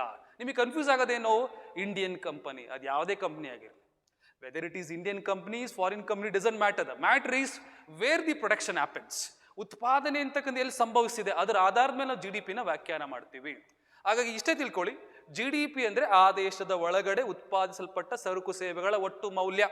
GDPಲಿ ಏನು ಕನ್ಸಿಡರ್ ಮಾಡಲ್ಲ, ಫಾರಿನ್ ನೆಟ್ ಅರ್ನಿಂಗ್ಸ್ ಅಥವಾ ಫಾರಿನ್ ಇನ್ಕಮ್ ಅನ್ನ ಕನ್ಸಿಡರ್ ಮಾಡಲ್ಲ. ಕ್ಲಿಯರ್? ಈ GDPಯಲ್ಲಿ ನಾವು ಡಿಪ್ರಿಸಿಯೇಷನ್ ಕಾಸ್ಟ್ ಅನ್ನ, ಸವಕಳಿ ವೆಚ್ಚವನ್ನ ಕಳೆದ್ರೆ ನಮ್ಗೇನ್ ಬರ್ತದೆ? NDP ಬರುತ್ತೆ. ಸೊ NDP ಫಾರ್ಮುಲಾ ಏನಪ್ಪ ಅಂದ್ರೆ, NDP is equal to GDP minus depreciation cost. ಸವಕಳಿ ವೆಚ್ಚ ಅಂದ್ರೆ ಏನಪ್ಪ ನೋಡಿ, ಬಹಳ ಚೆನ್ನಾಗಿದೆ ಕಾನ್ಸೆಪ್ಟ್. ಈಗ ನಮ್ಮ ಎಕ್ಸ್ ಅಂತಕ್ಕಂಥ ಹುಡುಗ 2018ರಲ್ಲಿ ರಾಯಲ್ ಎನ್ಫೀಲ್ಡ್ ಬೈಕನ್ನು ತಗೊಂಡ. ಎಷ್ಟಕ್ಕೆ ತಗೊಂಡ? 1,80,000 ರೂಪಾಯಿ ಕೊಟ್ಟು ತಗೊಂಡ. ಸಂತೋಷ, ತಗೊಳ್ಳಿ. ಎಕ್ಸ್ ಅಂತಕ್ಕಂಥ ಹುಡುಗ 2018ರಲ್ಲಿ 1,80,000 ರೂಪಾಯಿ ಕೊಟ್ಟು ರಾಯಲ್ ಎನ್ಫೀಲ್ಡ್ ಬೈಕನ್ನು ತಗೊಂಡಿದ್ದಾನೆ. 2018ರಲ್ಲೂ ಯೂಸ್ ಮಾಡ್ದ ಬೈಕ್ನ, 19ರಲ್ಲೂ ಯೂಸ್ ಮಾಡಿದ್ದಾನೆ, 20ರಲ್ಲೂ ಯೂಸ್ ಮಾಡಿದ್ದಾನೆ, 22ರವರೆಗೂ ಯೂಸ್ ಮಾಡ್ದ. 2023ರಲ್ಲಿ ಎಕ್ಸ್ ಅಂತಕ್ಕಂಥ ಹುಡುಗ ಅದೇ ರಾಯಲ್ ಎನ್ಫೀಲ್ಡ್ ಬೈಕನ್ನ 1,80,000 ರೂಪಾಯಿ ಮಾರಾಟ ಮಾಡ್ತಾನ? ಮಾರಾಟ ಮಾಡಲ್ಲ. ಯಾಕೆಂದ್ರೆ ಆ ವಸ್ತುವನ್ನ, ಬೈಕನ್ನ ಬಳಸಿದ್ದಕ್ಕಾಗಿ ಆ ವಸ್ತುವಿನ ಮೌಲ್ಯ ಏನಾಗಿದೆ? ಕಡಿಮೆ ಆಗಿದೆ. ಅದನ್ನ ನಾವೇನಂತ ಕರಿತೀವಿ? ಸವಕಳಿ ವೆಚ್ಚ. ಹಾಗೆ ಪ್ರೊಡಕ್ಷನ್ ಪ್ರಾಸೆಸ್ ಅಲ್ಲಿ, ಉತ್ಪಾದನಾ ಪ್ರಕ್ರಿಯೆಯಲ್ಲಿ ಭಾಗವಹಿಸಿದಂತಹ ಯಂತ್ರೋಪಕರಣಗಳು, which machineries are involved in production process, ಆ ಮಿಷನರೀಸ್ ಪ್ರೊಡಕ್ಷನ್ ಕೆಪಾಸಿಟಿ ಅಂತಕ್ಕಂಥದ್ದು ನಾವು ಕಾಲಾನಂತರದಲ್ಲಿ ದೀರ್ಘಾವಧಿಯಲ್ಲಿ ಬಳಸಿದಾಗ ಆ ಯಂತ್ರೋಪಕರಣಗಳ ಉತ್ಪಾದನಾ ಮೌಲ್ಯ ಏನಾಗುತ್ತೆ? ಕುಸಿಯುತ್ತೆ, ಕಡಿಮೆ ಆಗುತ್ತೆ. ಇದನ್ನ ನಾವು ಸವಕಳಿ ವೆಚ್ಚ ಅಂತ ಕರಿತೀವಿ. ಈ ಸವಕಳಿ ವೆಚ್ಚವನ್ನ ಒಟ್ಟು GDPಲಿ ಕಳೆದ್ರೆ ನಮ್ಗೇನ್ ಬರುತ್ತೆ? NDP, ನಿವ್ವಳ ದೇಶೀಯ ಉತ್ಪನ್ನ, ನೆಟ್ ಡೊಮೆಸ್ಟಿಕ್ ಪ್ರಾಡಕ್ಟ್ ಅಂತಕ್ಕಂಥದ್ದು ಬರುತ್ತದೆ. ಇದು GDP ಮತ್ತೆ NDP. ಬಹಳ ಸಿಂಪಲ್ ಇದೆ. GDP ಅಂದ್ರೆ ಆ ದೇಶದ ಒಳಗಡೆ ಉತ್ಪಾದನೆ ಮಾಡಿರೋದು, ಅಲ್ಲಿ ವಿದೇಶಿ ವರಮಾನ ಕನ್ಸಿಡರ್ ಮಾಡಲ್ಲ. NDP ಅಂದ್ರೆ ಏನು? GDPಯಲ್ಲಿ ಸವಕಳಿ ವೆಚ್ಚವನ್ನ ಕಳಿತೀವಿ. Is it clear? ಹಾಗಾದ್ರೆ what is GNP? GNP, gross national product. ಇದನ್ನ ಕನ್ನಡದಲ್ಲಿ ಒಟ್ಟು ರಾಷ್ಟ್ರೀಯ ಉತ್ಪನ್ನ ಅಂತ ಕರಿತೀವಿ. ಒಟ್ಟು ರಾಷ್ಟ್ರೀಯ ಉತ್ಪನ್ನ. ಏನಪ್ಪ ಒಟ್ಟು ರಾಷ್ಟ್ರೀಯ ಉತ್ಪನ್ನ ಅಂದ್ರೆ? Gross national product. ನೋಡಿ, ಗ್ರಾಸ್ ನ್ಯಾಷನಲ್ ಪ್ರಾಡಕ್ಟ್ ಅಂದ್ರೆ ಇಷ್ಟೇ, ಬಹಳ ಸಿಂಪಲ್ ಇದೆ ಇದು. So gross national product. ಈಗ ನಾನು GDPಲಿ ಏನ್ ಕನ್ಸಿಡರ್ ಮಾಡಲ್ಲ ಅಂತ ಹೇಳಿದ್ದೆ? ವಿದೇಶಿ ನಿವ್ವಳ ಗಳಿಕೆಗಳನ್ನ ಅಥವಾ ವಿದೇಶಿ ವರಮಾನವನ್ನ ಕನ್ಸಿಡರ್ ಮಾಡಲ್ಲ. ಎಲ್ಲಿ ಕನ್ಸಿಡರ್ ಮಾಡ್ತೀವಿ ಅಂತ ಕೇಳಿದ್ರೆ, so we are considering foreign net earnings or foreign income in GNP. ಎಲ್ಲಿ ಕನ್ಸಿಡರ್ ಮಾಡ್ತೀವಿ ನಾವು? GNPಲಿ ಕನ್ಸಿಡರ್ ಮಾಡ್ತೀವಿ. ಅಂದ್ರೆ ಏನಪ್ಪ GNP ಅಂದ್ರೆ? ನೋಡಿ, ಬಹಳ ಸಿಂಪಲ್ ಇದೆ. ಒಟ್ಟು GDPಯಲ್ಲಿ ವಿದೇಶಿ ನಿವ್ವಳ ಗಳಿಕೆಗಳನ್ನ ಅಥವಾ ವಿದೇಶಿ ವರಮಾನವನ್ನ ಪರಿಗಣಿಸಿದ್ರೆ ಅದೇನಾಗಿರುತ್ತೆ, GNP ಆಗಿರುತ್ತೆ. ಬಹಳ ಸಿಂಪಲ್ ಇದೆ ಇದು. So GNP means GDP plus foreign net earnings. GDPಯ ಜೊತೆ ವಿದೇಶಿ ನಿವ್ವಳ ಗಳಿಕೆಗಳನ್ನು ಪರಿಗಣಿಸಿದ್ರೆ ಅದನ್ನು ನಾವು GNP ಅಂತ ಕರಿತೀವಿ. ಅಂದ್ರೆ ಫಾರಿನ್ ನೆಟ್ ಅರ್ನಿಂಗ್ಸ್ ಅನ್ನ, ವಿದೇಶಿ ವರಮಾನ ಅಥವಾ ವಿದೇಶಿ ನಿವ್ವಳ ಗಳಿಕೆಗಳನ್ನ ಎಲ್ಲಿ ಕನ್ಸಿಡರ್ ಮಾಡಲ್ಲ ಅಂತ ಕೇಳಿದ್ರೆ GDP ಕನ್ಸಿಡರ್ ಮಾಡಲ್ಲ. ಎಲ್ಲಿ ಕನ್ಸಿಡರ್ ಮಾಡ್ತೀವಿ ಅಂತ ಕೇಳಿದ್ರೆ ನಾವು GNP ಕನ್ಸಿಡರ್ ಮಾಡ್ತೀವಿ. Then what is the formula of GNP? GNP formula ಏನಪ್ಪ ಅಂತ ಕೇಳಿದ್ರೆ GNP is equal to GDP plus foreign net earnings. GNP ಯಾವ್ದಕ್ಕೆ ಸಮ ಆಗಿರುತ್ತಪ್ಪ ಅಂದ್ರೆ ಒಟ್ಟು GDP ಮತ್ತು ವಿದೇಶಿ ನಿವ್ವಳ ಗಳಿಕೆ ಇವೆರಡನ್ನು ಆಡ್ ಮಾಡಿದ್ರೆ ಅದೇನಾಗಿರುತ್ತೆ, GNP ಆಗಿರುತ್ತೆ. Clear concept? ಈಗ ಇಲ್ಲೇ ನಿಮಗೆ ಪ್ರಶ್ನೆ ಕೇಳಿದ್ರು, ಈಗ ಈ ವಿದೇಶಿ ನಿವ್ವಳ ಗಳಿಕೆಗಳಂತಕ್ಕಂಥದ್ದು, ಫಾರಿನ್ ನೆಟ್ ಅರ್ನಿಂಗ್ಸ್ ಅಂತಕ್ಕಂಥದ್ದು ನೋಡಿ ಎಷ್ಟು ಚೆನ್ನಾಗಿದೆ ಕಾನ್ಸೆಪ್ಟು. 0 ಆಗಿದ್ರೆ, ಶೂನ್ಯ ಆಗಿದ್ರೆ, ಈಗ ನೋಡಿ GNP is equal to GDP plus 0 ಅದರ ಅರ್ಥ ಏನು, GNP GDPಗೆ ಸಮ ಆಗಿರುತ್ತೆ. ಯಾವುದು 0 ಆಗಿದ್ರೆ, ಫಾರಿನ್ ನೆಟ್ ಅರ್ನಿಂಗ್ಸು 0 ಆಗಿದ್ರೆ. ಕ್ಲಾರಿಟಿ ಆಗ್ತಿದೆ ನಿಮಗೆ? ಈಗ ನೆಕ್ಸ್ಟ್ ಈ ಫಾರಿನ್ ನೆಟ್ ಅರ್ನಿಂಗ್ಸ್ ಅಂತಕ್ಕಂಥದ್ದು, ವಿದೇಶಿ ನಿವ್ವಳ ಗಳಿಕೆಗಳಂತಕ್ಕಂಥದ್ದು ಪಾಸಿಟಿವ್ ಇದ್ರೆ, ಏನು ಪಾಸಿಟಿವ್ ಜಾಸ್ತಿ ಇದ್ರೆ ಅವಾಗೇನಾಗಿರುತ್ತೆ, GNP GDPಗಿಂತ ಜಾಸ್ತಿ ಇರುತ್ತೆ. ಉದಾಹರಣೆ ಒಂದು ಲೆಕ್ಕ ಬರೆದು ಬಿಡ್ತೀನಿ ನೋಡಿ ನಿಮಗೆ. GNP is equal to GDP ಒಂದು 50,000 ಅಂದ್ಕೊಳ್ಳೋಣ, ಫಾರಿನ್ ನೆಟ್ ಅರ್ನಿಂಗ್ಸ್ ಅಂತಕ್ಕಂಥದ್ದು ಒಂದು 80,000 ಅಂದ್ಕೊಳ್ಳೋಣ. ಈಗ GDP ಎಷ್ಟಿದೆ, 50,000, ಫಾರಿನ್ ನೆಟ್ ಅರ್ನಿಂಗ್ಸ್ 80,000, ಎರಡೂ ಸೇರಿಸಿದ್ರೆ ಏನಾಯ್ತು, so GNP is equal to 130,000, 1,30,000. ಅಂದ್ರೆ GNP ಯಾವುದಕ್ಕಿಂತ ಜಾಸ್ತಿ ಇದೆ, GDPಗಿಂತ ಜಾಸ್ತಿ ಇದೆ. ಯಾಕೆ, ಇಲ್ಲಿ ಫಾರಿನ್ ನೆಟ್ ಅರ್ನಿಂಗ್ಸ್ ಪಾಸಿಟಿವ್ ಇದೆ. ಸೊ ಹಾಗಾಗಿ ಫಾರಿನ್ ನೆಟ್ ಅರ್ನಿಂಗ್ಸ್ ಅಂತಕ್ಕಂಥದ್ದು, ವಿದೇಶಿ ನಿವ್ವಳ ಗಳಿಕೆಗಳಂತಕ್ಕದ್ದು ಪಾಸಿಟಿವ್ ಇದ್ರೆ, ಧನಾತ್ಮಕವಾಗಿದ್ರೆ, ಸೊ ಅದೇನಾಗಿರುತ್ತಪ್ಪ ಅಂದ್ರೆ ಈಗ ಈ GNP ಅಂತಕ್ಕಂಥದ್ದು GDPಗೆ ಸಮ ಆಗಿರುತ್ತೆ. Clear concept? ನೆಕ್ಸ್ಟ್ ಒಂದು ವೇಳೆ ನೆಗೆಟಿವ್ ಆಗಿದ್ರೆ, ಅಂದ್ರೆ ವಿದೇಶಿ ನಿವ್ವಳ ಗಳಿಕೆಗಳು ಫಾರಿನ್ ನೆಟ್ ಅರ್ನಿಂಗ್ಸ್ ಅಂತಕ್ಕಂಥದ್ದು ನೆಗೆಟಿವ್ ಇದ್ರೆ, ಋಣಾತ್ಮಕವಾಗಿದ್ರೆ ಹಾಗೇನಾಗುತ್ತೆ, GNP is less than GDP. ನೋಡಿ ಉದಾಹರಣೆ ಬರೆಯೋದಾದ್ರೆ ಮೊದಲು GNP ಅಂತದ್ದು GDP 50,000 ಇತ್ತು, ಫಾರಿನ್ ನೆಟ್ ಅರ್ನಿಂಗ್ಸ್ 80,000 ಇತ್ತು. ಅವಾಗ ಏನಾಯ್ತು, ಇದು ಪಾಸಿಟಿವ್ ಇದೆ, ಫಾರಿನ್ ನೆಟ್ ಅರ್ನಿಂಗ್ಸ್ ಪಾಸಿಟಿವ್ ಇದೆ, ಅವೆರಡು ಆಡ್ ಮಾಡಿದ್ರೆ ಈ GDPಗಿಂತ GNP ಜಾಸ್ತಿ ಇದೆ. ಈಗ ನಾನೇ ಹೇಳ್ತಾ ಇದ್ದೀನಿ ಇದು ಮೈನಸ್ ಇದೆ, ನೆಗೆಟಿವ್ ಇದೆ. ಈಗ ಎಷ್ಟು ಹಾಕೊಳ್ಳೋಣ, -30,000 ಹಾಕೊಳ್ಳೋಣ. ಅಂದ್ರೆ ಫಾರಿನ್ ನೆಟ್ ಅರ್ನಿಂಗ್ಸ್ ಏನಾಗಿದೆ, ನೆಗೆಟಿವ್, ಋಣಾತ್ಮಕವಾಗಿದೆ. ಏನಾಗಿದೆ, ಋಣಾತ್ಮಕ. ಈಗ ನಮ್ಮ GDP ಅಂತಕ್ಕಂಥದ್ದು 50,000 ಇದೆ, ಇದು ಫಾರಿನ್ ನೆಟ್ ಅರ್ನಿಂಗ್ಸು 30,000 ಮೈನಸ್ ಇದೆ. ಈಗ 50,000ದಲ್ಲಿ 30,000 ಆದ್ರೆ ಎಷ್ಟಾಯ್ತು, ಆಗ ಯಾವುದು GNP, ನಮ್ಮ ಗ್ರಾಸ್ ನ್ಯಾಷನಲ್ ಪ್ರಾಡಕ್ಟ್ ಅಂತಕ್ಕಂಥದ್ದು ಬರೀ 20,000 ಆಯ್ತು. ಅಂದ್ರೆ ಅರ್ಥ ಫಾರಿನ್ ನೆಟ್ ಅರ್ನಿಂಗ್ಸ್ ಮೈನಸ್ ಆದ್ರೆ GNP GDPಗಿಂತ ಕಡಿಮೆ ಇರುತ್ತೆ, GDPಗಿಂತ ಲೆಸ್ ದ್ಯಾನ್. ಸೊ GNP ಅಂತಕ್ಕಂಥದ್ದು GDPಗಿಂತ ಕಡಿಮೆ ಇರುತ್ತೆ. ಬಹಳ ಸಿಂಪಲ್ ಇದೆ ವಿಚಾರ. ಏನ್ ಹೇಳುತ್ತೆ ನೋಡಪ್ಪ, ವಿದೇಶಿ ನಿವ್ವಳ ಗಳಿಕೆಗಳು 0 ಇದ್ರೆ, ಏನು ಇಲ್ಲ ಬರೀ 0 ಇದ್ರೆ ಅವೆರಡು ಈಕ್ವಲ್ ಆಗಿರುತ್ತೆ. ವಿದೇಶಿ ನಿವ್ವಳ ಗಳಿಕೆಗಳು ಪಾಸಿಟಿವ್ ಇದ್ರೆ GNP GDPಗಿಂತ ಜಾಸ್ತಿ ಇರುತ್ತೆ. ವಿದೇಶಿ ನಿವ್ವಳ ಗಳಿಕೆಗಳು ಮೈನಸ್ ಇದೆ, ಋಣಾತ್ಮಕವಾಗಿದ್ರೆ, ಸೊ GNP GDPಗಿಂತ ಏನಾಗಿರುತ್ತೆ, ಕಡಿಮೆ ಇರುತ್ತೆ. ಇದೇ ಪ್ರಶ್ನೆ ಕೇಳಿದ ನಿಮಗೆ ಅವನು, ಏನ್ ಪ್ರಶ್ನೆ ಕೇಳಿದ ನೋಡಿ, ಎಷ್ಟು ಚೆನ್ನಾಗಿ ಕೇಳಿದಾನೆ ಅದ್ರ ಪ್ರಶ್ನೆ ಅವನು. This is the question. NDPಯು NNPಗಿಂತಲೂ ಹೆಚ್ಚಾಗಿದ್ದಲ್ಲಿ, NDP ಅಂದ್ರೆ ಏನು, GDPಲಿ ಡಿಪ್ರಿಸಿಯೇಷನ್ ಕಾಸ್ಟ್ ನ ಕಳಿಬೇಕು. NNP ಅಂದ್ರೆ ಏನು, ಅದು ಸೇಮ್, GNPಲಿ ಡಿಪ್ರಿಸಿಯೇಷನ್ ಕಾಸ್ಟ್ ಕಳಿಬೇಕು. ಈಗ ಏನಾಗಿದೆ, NDPಯು NNPಗಿಂತಲೂ ಹೆಚ್ಚಾಗಿದ್ರೆ, ಅಂದ್ರೆ ಯಾವ್ದು ಜಾಸ್ತಿ ಇದೆ ನೋಡಿ, ಇಲ್ಲಿ ಯಾವ್ದು ಜಾಸ್ತಿ ಇದೆ, GDP ಜಾಸ್ತಿ ಇದೆ, ಫಾರಿನ್ ನೆಟ್ ಅರ್ನಿಂಗ್ಸು ಮೈನಸ್ ಇದೆ. ಅವಾಗ ಏನಾಗಿರುತ್ತೆ? ಸೊ ವಿದೇಶಿ ನಿವ್ವಳ ಗಳಿಕೆಗಳು ಋಣಾತ್ಮಕವಾಗಿರುತ್ತೆ. ಯಾವಾಗ ನೋಡಿ, ಅರ್ಥ ಮಾಡ್ಕೊಳ್ಳಿ. GNP is less than GDP ಅಂದ್ರೂ ಒಂದೇನೆ, ಅಂದ್ರೆ GNPಯು GDPಗಿಂತ ಕಡಿಮೆ ಇದ್ರೂ ಒಂದೇನೆ, GDPಯು GNPಗಿಂತ ಹೆಚ್ಚಾಗಿದ್ರು ಒಂದೇನೆ, ವೈಸ ವರ್ಷ ಕನ್ಫ್ಯೂಸ್ ಮಾಡ್ಕೋಬಾರ್ದು ನೀವು. ಇಲ್ಲಿ ಏನ್ ಹೇಳ್ತಾ ಇದ್ದೇನೆ ಅಂದ್ರೆ, ನಾನು ವಿದೇಶಿ ನಿವ್ವಳ ಗಳಿಕೆಗಳು ಮೈನಸ್ ಆದ್ರೆ, when foreign net earnings became minus, so GNP is less than GDP, either GDP is greater than GNP. ಅವಾಗ GDPಯು GNPಗಿಂತ ಜಾಸ್ತಿ ಇರುತ್ತೆ. ಈಗ ಅವನೇನ್ ಪ್ರಶ್ನೆ ಕೇಳಿ ನಿಮಗೆ ಕನ್ಫ್ಯೂಸ್ ಮಾಡೋದಕ್ಕೆ ಇನ್ನು ಮುಂದಕ್ಕೆ ಹೋಗಿದ್ದಾನೆ ಅವನು. ಏನ್ ಮಾಡ್ಕೊಂಡ ಅದಕ್ಕೆ? GNP ಅಂತ ಹೇಳಲಿಲ್ಲ, NDP is greater than NNP ಅಂತ ಹೇಳ್ದ. ಆಕ್ಚುಲಿ ಏನು ಕೇಳಬೇಕಿತ್ತು ಅವನು?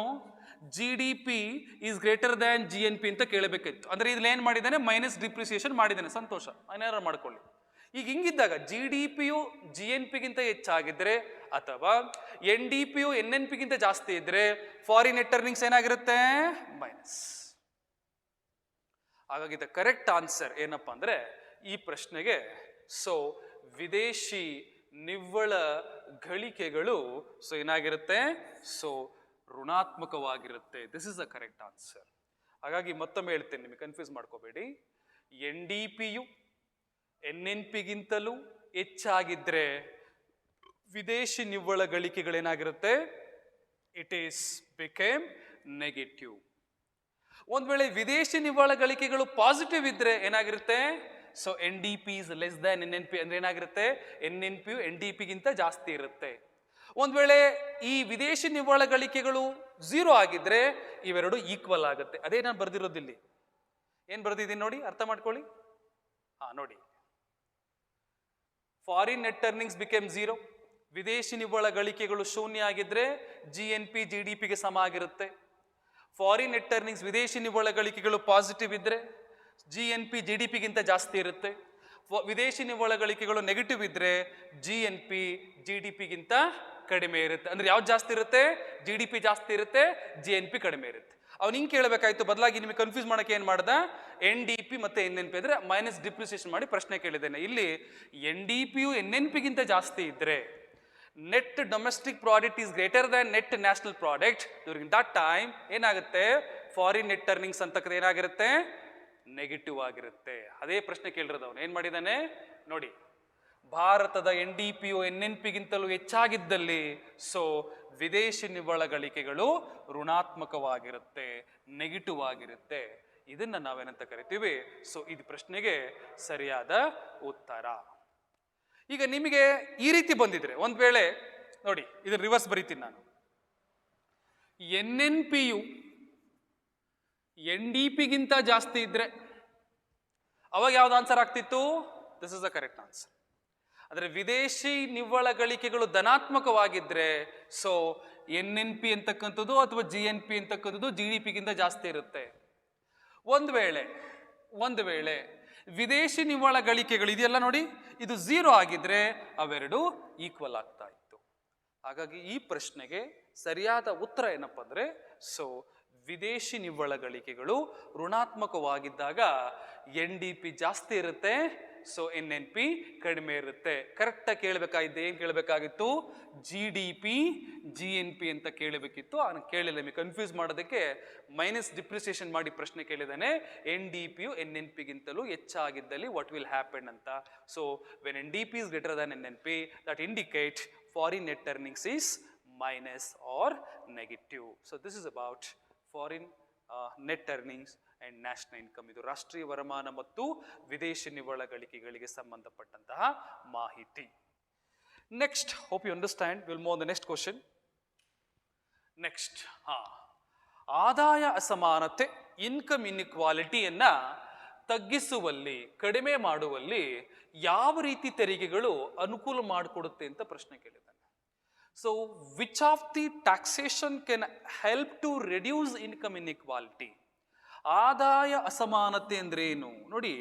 ಆದಾಯ ಅಸಮಾನತೆ ಅಂದ್ರೆ it is an unequal distribution of wealth among total population. ಒಟ್ಟು ಜನಸಂಖ್ಯೆಯಲ್ಲಿ ಸಂಪತ್ತಿನ ಅಸಮಾನ ವಿತರಣೆ. ಈಗ ನಮಗೂ ಮುಖೇಶ್ ಅಂಬಾನಿಗೂ ಅದಾನಿಗೂ ಟಾಟಾ ಬಿರ್ಲಾಗೂ ಇನ್ಫೋಸಿಸ್ ನಾರಾಯಣ ಮೂರ್ತಿವರೆಗೂ ಬಹಳ ವ್ಯತ್ಯಾಸ ಇದೆ. ಯಾಕೆಂದ್ರೆ ಅವ್ರ ಇನ್ಕಮ್ ಜಾಸ್ತಿ, ನಮ್ಮ ಇನ್ಕಮ್ ಕಡಿಮೆ. ಅಂದ್ರೆ ಈ ದೇಶದಲ್ಲಿ ಸಂಪತ್ತು ಅಂತಕ್ಕಂಥದ್ದು ಸಮಾನವಾಗಿ ವಿತರಣೆ ಆಗಿಲ್ಲ. ವಿತರಣೆ ಆಗಿದ್ದಿದ್ರೆ ಆದಾಯ ಸಮಾನತೆ ಇರುತ್ತಿರಲಿಲ್ಲ.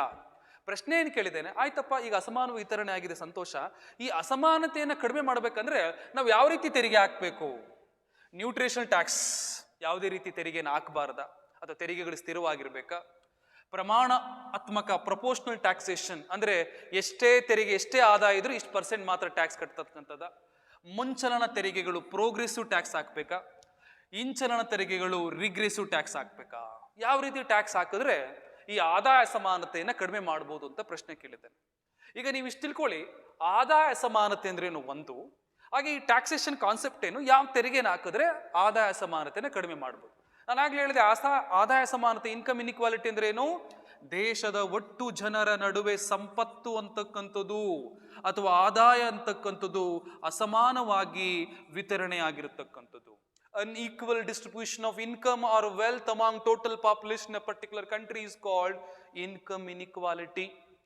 ಈಗ ಈ ಇನ್ಕಮ್ ಇನ್ಇಕ್ವಾಲಿಟಿ ಕಡಿಮೆ ಮಾಡಬೇಕಂದ್ರೆ ಯಾವ ರೀತಿ ತೆರಿಗೆ, ಅದಾದ್ಮೇಲೆ ಚರ್ಚೆ ಮಾಡೋಣ. ಈ ಕಾನ್ಸೆಪ್ಟ್ ಏನು, ಯಾವ್ಯಾವ ರೀತಿ ತೆರಿಗೆ ವ್ಯವಸ್ಥೆಗಳಿದೆ ನೋಡಿ. ತಟಸ್ಥ ತೆರಿಗೆಗಳಂತ ಇದೆ. ಅಂದ್ರೆ ಏನು? ಟ್ಯಾಕ್ಸ್ ಅಂತಕ್ಕಂಥದ್ದು ಫಿಕ್ಸ್ ಇರುತ್ತೆ, ಯಾವುದೇ ಕಾರಣಕ್ಕೂ ಹೆಚ್ಚು ಆಗಲ್ಲ, ಕಡಿಮೆ ಆಗಲ್ಲ. ನೋಡಪ್ಪ, 5% ಟ್ಯಾಕ್ಸು, 50 ಲಕ್ಷ ಇದ್ರು 5% ಟ್ಯಾಕ್ಸೆ, 5 ಕೋಟಿ ಇದ್ರು 5% ಟ್ಯಾಕ್ಸೆ, 500 ಕೋಟಿ ಇದ್ರು 5%. ಅಂದ್ರೆ ಟ್ಯಾಕ್ಸಸ್ ಆರ್ ಫಿಕ್ಸ್ಡ್, ನ್ಯೂಟ್ರಲ್, ಏನು ಬದಲಾವಣೆ ಆಗ್ತಿಲ್ಲ. ಈ ರೀತಿ ತೆರಿಗೆ ಹಾಕಿದ್ರೆ ನಾವು ಆದಾಯ ಸಮಾನತೆ ಕಡಿಮೆ ಮಾಡ್ಬೋದಾ? ನೋ. 500 ಕೋಟಿ ಇದ್ದನು 5% ಟ್ಯಾಕ್ಸೆ, 5 ಲಕ್ಷ ಇದ್ದನು 5% ಟ್ಯಾಕ್ಸೆ, 5,000 ಇದ್ದನು 5. ಅಂದ್ರೆ tax rate are fixed. So it can not became or it can not support to reduce income inequality. ಇದು ಆದಾಯ ಸಮಾನತೆಯನ್ನು ಕಡಿಮೆ ಮಾಡಲಿಕ್ಕೆ ಸಪೋರ್ಟ್ ಮಾಡಲ್ಲ. ಈ ಎರಡನೇದು ಹೇಳಿದ್ದೇನೆ, ಪ್ರಪೋರ್ಷನಲ್ ಟ್ಯಾಕ್ಸೇಷನ್. ಇವನು ಹೇಳ್ತಾ ಇದನ್ನ ಪ್ರಮಾಣಾತ್ಮಕ ತೆರಿಗೆಗಳು ಅಂತ ಹೇಳ್ತೇನೆ. ಪ್ರಪೋರ್ಷನಲ್ ಟ್ಯಾಕ್ಸೇಷನ್ ಏನಪ್ಪ ಪ್ರಮಾಣಾತ್ಮಕ ತೆರಿಗೆಗಳು? ನೋಡಿ, ನಿಮ್ಮ ಆದಾಯ ಅಂತಕ್ಕಂಥದ್ದು ಎಷ್ಟೇ ಬದಲಾವಣೆ ಆದರೂ ಕೂಡ ತೆರಿಗೆಯ ದರ ಅಂತಕ್ಕಂಥದ್ದು ಸ್ಥಿರವಾಗಿರುತ್ತೆ. ಆದರೆ ತೆರಿಗೆಯ ವರಮಾನ ಅಂತಕ್ಕಂಥದ್ದು ಬದಲಾವಣೆ ಆಗುತ್ತೆ. ಉದಾಹರಣೆ ಹೇಳ್ತೀನಿ ನೋಡಿ, ಹೆಂಗೆ? ಪ್ರಪೋರ್ಷನಲ್ ಟ್ಯಾಕ್ಸೇಷನ್, ಪ್ರಮಾಣಾತ್ಮಕ ತೆರಿಗೆಗಳು. ನಿಮ್ಮ ಇನ್ಕಮ್ 10,000 ಇದೆ. ನಮ್ಮ ಇನ್ಕಮ್, ಇದು ಟ್ಯಾಕ್ಸ್ ರೇಟ್ ಅಂದ್ಕೊಳ್ಳೋಣ, ಇದು ಟ್ಯಾಕ್ಸ್ ಇನ್ಕಮ್ ಅಂದ್ಕೊಳ್ಳೋಣ, ತೆರಿಗೆ ಆದಾಯ ಅಂದ್ಕೊಳ್ಳೋಣ. ಟ್ಯಾಕ್ಸ್ ರೇಟ್ 10% ಇದೆ. ನಿಮ್ಮ ವರಮಾನ, ಟ್ಯಾಕ್ಸ್ ಇನ್ಕಮ್ 1,000 ಬರ್ತಾ ಇದೆ. ಅಂದ್ರೆ 10,000 ವರಮಾನ ಇದ್ರೆ 10% ಟ್ಯಾಕ್ಸ್ ಹಾಕ್ತಾ ಇದೀವಿ, ನಿಮಗೆ 1,000 ಇನ್ಕಮ್ ಬರ್ತಾ ಇದೆ. ನಿಮಗೆ 1 ಲಕ್ಷ ವರಮಾನ ಇದೆ, 10% ಟ್ಯಾಕ್ಸ್ ಹಾಕ್ತಿದ್ದೀವಿ, 10,000 ಇನ್ಕಮ್ ಬರ್ತಾ ಇದೆ. ನಿಮ್ಮ ವರಮಾನ 10 ಲಕ್ಷ ಇದೆ, 10% ಟ್ಯಾಕ್ಸ್ ಹಾಕ್ತಿದ್ದೀವಿ, 1 ಲಕ್ಷ ಇನ್ಕಮ್ ಬರ್ತಾ ಇದೆ. ಅಂದ್ರೆ ಪ್ರಮಾಣಾತ್ಮಕ ತೆರಿಗೆ ವ್ಯವಸ್ಥೆ, ಪ್ರಪೋರ್ಷನಲ್ ಟ್ಯಾಕ್ಸೇಷನ್ ಅಲ್ಲಿ ನಿಮ್ಮ ಇನ್ಕಮ್ ಎಷ್ಟೇ ಇದ್ರೂ ಕೂಡ ಇಲ್ಲೂ ಕೂಡ ಟ್ಯಾಕ್ಸ್ ರೇಟ್ ಅಂತಕ್ಕಂಥದ್ದು ಫಿಕ್ಸ್. ತೆರಿಗೆ ದರ ಇಲ್ಲೂ ಕೂಡ ಏನಾಗಿರುತ್ತೆ? ಸ್ಥಿರವಾಗಿರುತ್ತೆ, ಬದಲಾವಣೆ ಆಗಲ್ಲ. ಈ ರೀತಿ ತೆರಿಗೆ ವ್ಯವಸ್ಥೆ ಆದಾಯ ಸಮಾನತೆ ಕಡಿಮೆ ಮಾಡುತ್ತಾ? ಮಾಡಲ್ಲ. ಯಾಕೆಂದ್ರೆ ಹೆಚ್ಚು ಆದಾಯ ಇದ್ರೂ ಒಂದೇ ತೆರಿಗೆನೆ, ಕಡಿಮೆ ಆದಾಯ ಇದ್ರೂ ಒಂದೇ ತೆರಿಗೆನೆ. ಟ್ಯಾಕ್ಸ್ ಸ್ಲ್ಯಾಬ್ ಇಲ್ಲೂ ಕೂಡ ಚೇಂಜ್ ಆಗಲ್ಲ. ಈವನ್ ನ್ಯೂಟ್ರಿಷನಲ್ ಅಥವಾ ತಟಸ್ಥ ತೆರಿಗೆಯಲ್ಲೂ ತೆರಿಗೆ ದರ ಚೇಂಜ್ ಆಗಲ್ಲ. ನಮ್ಮ ಪ್ರಪೋರ್ಷನಲ್ ಟ್ಯಾಕ್ಸೇಷನ್, ಪ್ರಮಾಣಾತ್ಮಕ ತೆರಿಗೆ ವ್ಯವಸ್ಥೆಯಲ್ಲೂ ಕೂಡ ಟ್ಯಾಕ್ಸೇಷನ್ ಚೇಂಜ್ ಆಗಲ್ಲ. ಹಾಗಾಗಿ ಇವೆರಡೂ ಕೂಡ ಇನ್ಕಮ್ ಇನ್ಇಕ್ವಾಲಿಟಿನ ಕಡಿಮೆ ಮಾಡಲಿಕ್ಕೆ ಅನುಕೂಲ ಮಾಡಿಕೊಡಲ್ಲ. ನೆಕ್ಸ್ಟ್ 3ನೇ ಆಪ್ಷನ್, ಮುಂಚಲನ ತೆರಿಗೆಗಳು. ಇಂಗ್ಲಿಷ್ ಅಲ್ಲಿ ಅದನ್ನ ಪ್ರೋಗ್ರೆಸಿವ್ ಟ್ಯಾಕ್ಸ್ ಅಂತ ಕರಿತೇವೆ. Progressive taxation. ಏನಪ್ಪ ಪ್ರೋಗ್ರೆಸಿವ್ ಟ್ಯಾಕ್ಸೇಷನ್ ಅಂದ್ರೆ? ಹೆಚ್ಚಿದ ಆದಾಯಕ್ಕೆ ಹೆಚ್ಚಿನ ತೆರಿಗೆಯನ್ನ, ಕಡಿಮೆ ಆದಾಯಕ್ಕೆ ಕಡಿಮೆ ತೆರಿಗೆಯನ್ನ ವಿಧಿಸ್ತಕ್ಕಂಥ ತೆರಿಗೆಯನ್ನು ನಾವು ಪ್ರೋಗ್ರೆಸಿವ್ ಟ್ಯಾಕ್ಸ್ ಅಂತ ಕರಿತೀವಿ. ಅಂದ್ರೆ ಅರ್ಥ, ಈ ಪ್ರಗತಿಪರ ತೆರಿಗೆ ಅಥವಾ ಮುಂಚಲನ ತೆರಿಗೆಯಲ್ಲಿ ನಿಮ್ಮ ಆದಾಯ ಅಂತಕ್ಕಂಥದ್ದು ಹೆಚ್ಚಾಗ್ತಾ ಹೋದಂತೆ ತೆರಿಗೆ ದರ ಕೂಡ ಏನಾಗ್ತೆ? ಜಾಸ್ತಿ ಆಗತ್ತೆ. ಉದಾಹರಣೆ ಹೇಳೋದಾದ್ರೆ, ಎಕ್ಸಾಂಪಲ್ ಹೇಳೋದಾದ್ರೆ ನಾನು, ನೋಡಿ ಎಕ್ಸಾಂಪಲ್ ಹೆಂಗಂದ್ರೆ, ನಿಮ್ಮ ಇನ್ಕಮ್ ಅಂತಕ್ಕಂಥದ್ದು, ಇದು ಟ್ಯಾಕ್ಸ್ ರೇಟ್ ಅಂದ್ಕೊಳ್ಳೋಣ. ನಿಮ್ಮ ಇನ್ಕಮ್ ಅಂತಕ್ಕಂಥದ್ದು 50,000 ಅಥವಾ 5 ಲಕ್ಷ ಇದೆ, ಟ್ಯಾಕ್ಸ್ 10% ಆಗ್ತಾ ಇದೀವಿ. ನಿಮ್ಮ ಇನ್ಕಮ್ ಅಂತಕ್ಕಂಥದ್ದು 10 ಲಕ್ಷ ಇದೆ, ಟ್ಯಾಕ್ಸ್ 15% ಆಗ್ತಾ ಇದ್ದೀವಿ. ಎಷ್ಟು ಪರ್ಸೆಂಟ್? 15. ನಿಮ್ಮ ಇನ್ಕಮ್ 15 ಲಕ್ಷ ಇದೆ, ಟ್ಯಾಕ್ಸ್ 20% ಆಗ್ತಾ ಇದ್ದೀವಿ ನಾವು. ನಿಮ್ಮ ಇನ್ಕಮ್ ಅಂತಕ್ಕಂಥದ್ದು 30 ಲಕ್ಷ ಇದೆ, ಟ್ಯಾಕ್ಸ್ 25% ಆಗ್ತಾ ಇದ್ದೀವಿ. ನಿಮ್ಮ ಇನ್ಕಮ್ 50 ಲಕ್ಷ ಇದೆ, ಟ್ಯಾಕ್ಸ್ 30%. ಅಂದ್ರೆ ಏನು? ನಿಮ್ಮ ಇನ್ಕಮ್ ಹೆಚ್ಚಾದ್ರೆ ಟ್ಯಾಕ್ಸ್ ರೇಟ್ ಕೂಡ ಏನಾಗ್ತಾ ಇದೆ? ಜಾಸ್ತಿ ಆಗ್ತಾ ಇದೆ. ಅಂದ್ರೆ ಇದರ ಅರ್ಥ ಏನು? ಹೆಚ್ಚು ಆದಾಯ ಹೊಂದಿದ್ರೆ ಹೆಚ್ಚು ತೆರಿಗೆ ಕಟ್ಟಬೇಕು, ಕಡಿಮೆ ಆದಾಯ ಹೊಂದಿದ್ರೆ ಕಡಿಮೆ ತೆರಿಗೆ ಕಟ್ಟಬೇಕು. ಹಾಗಾಗಿ ಪ್ರೋಗ್ರೆಸಿವ್ ಟ್ಯಾಕ್ಸ್ ಅಂದ್ರೆ ನಿಮ್ಮ ಇನ್ಕಮ್, ನಿಮ್ಮ ವರಮಾನ ಅಂತಕ್ಕಂಥ ಹೆಚ್ಚುತ್ತಾ ಹೋದಂತೆ ತೆರಿಗೆ ದರ ಕೂಡ ಏನಾಗುತ್ತೆ? ಜಾಸ್ತಿ ಆಗ್ತಾ ಹೋಗುತ್ತೆ. ಇದಕ್ಕೆ ನಾವು ಪ್ರೋಗ್ರೆಸಿವ್ ಟ್ಯಾಕ್ಸೇಷನ್ ಅಂದ್ರೆ ಈ ವ್ಯವಸ್ಥೆಯಲ್ಲಿ ಪ್ರೋಗ್ರೆಸಿವ್ ಟ್ಯಾಕ್ಸೇಷನ್ ಅಲ್ಲಿ ಜಾಸ್ತಿ ಇನ್ಕಮ್ ಹೊಂದಿದ್ರೆ ಜಾಸ್ತಿ ಟ್ಯಾಕ್ಸ್ ಕಟ್ತಾನೆ, ಕಡಿಮೆ ಇನ್ಕಮ್ ಹೊಂದಿದ್ರೆ ಕಡಿಮೆ ಟ್ಯಾಕ್ಸ್ ಕಟ್ತಾನೆ. ಹಾಗಾಗಿ it can support to reduce income inequality. ಹಾಗಾಗಿ ನಿಮ್ಮ ಪ್ರಶ್ನೆಗೆ ಉತ್ತರ ಸಿಕ್ತು ಅಂತ ನಾನು ಭಾವಿಸ್ಕೊಂಡಿದ್ದೇನೆ. ಏನಪ್ಪ ಅಂದ್ರೆ, ಸೊ ಆದಾಯ ಅಸಮಾನತೆಯನ್ನ, ಇನ್ಕಮ್ ಇನ್ಇಕ್ವಾಲಿಟಿನ ಯಾವುದು ಕಡಿಮೆ ಮಾಡುತ್ತಪ್ಪ ಅಂತ ಕೇಳಿದ್ರೆ ಮುಂಚಲನ ತೆರಿಗೆಗಳು. ಇಂಗ್ಲಿಷಲ್ಲಿ ಇದನ್ನ ಪ್ರೋಗ್ರೆಸಿವ್ ಟ್ಯಾಕ್ಸ್ ಅಂತ ಕರಿತೀವಿ. ಯಾಕೆಂದ್ರೆ ಜಾಸ್ತಿ ಇನ್ಕಮ್ ಇದ್ರೆ ಜಾಸ್ತಿ ಟ್ಯಾಕ್ಸ್ ಹಾಕ್ತೀವಿ, ಕಡಿಮೆ ಇನ್ಕಮ್ ಇದ್ರೆ ಕಡಿಮೆ ಟ್ಯಾಕ್ಸ್ ಹಾಕ್ತೀವಿ. So it can support to reduce income inequality. ಇಲ್ಲಿ ಇನ್ನೊಂದು ಆಪ್ಷನ್ ಇದೆ, ಇಂಚಲನ ತೆರಿಗೆಗಳು. ಜಗತ್ತಿನ ಯಾವ ರಾಷ್ಟ್ರ ಕೂಡ ಈ ಇಂಚಲನ ತೆರಿಗೆ ಅನುಸರಿಸ್ತಾ ಇಲ್ಲ. ಅಂದ್ರೆ ಏನು?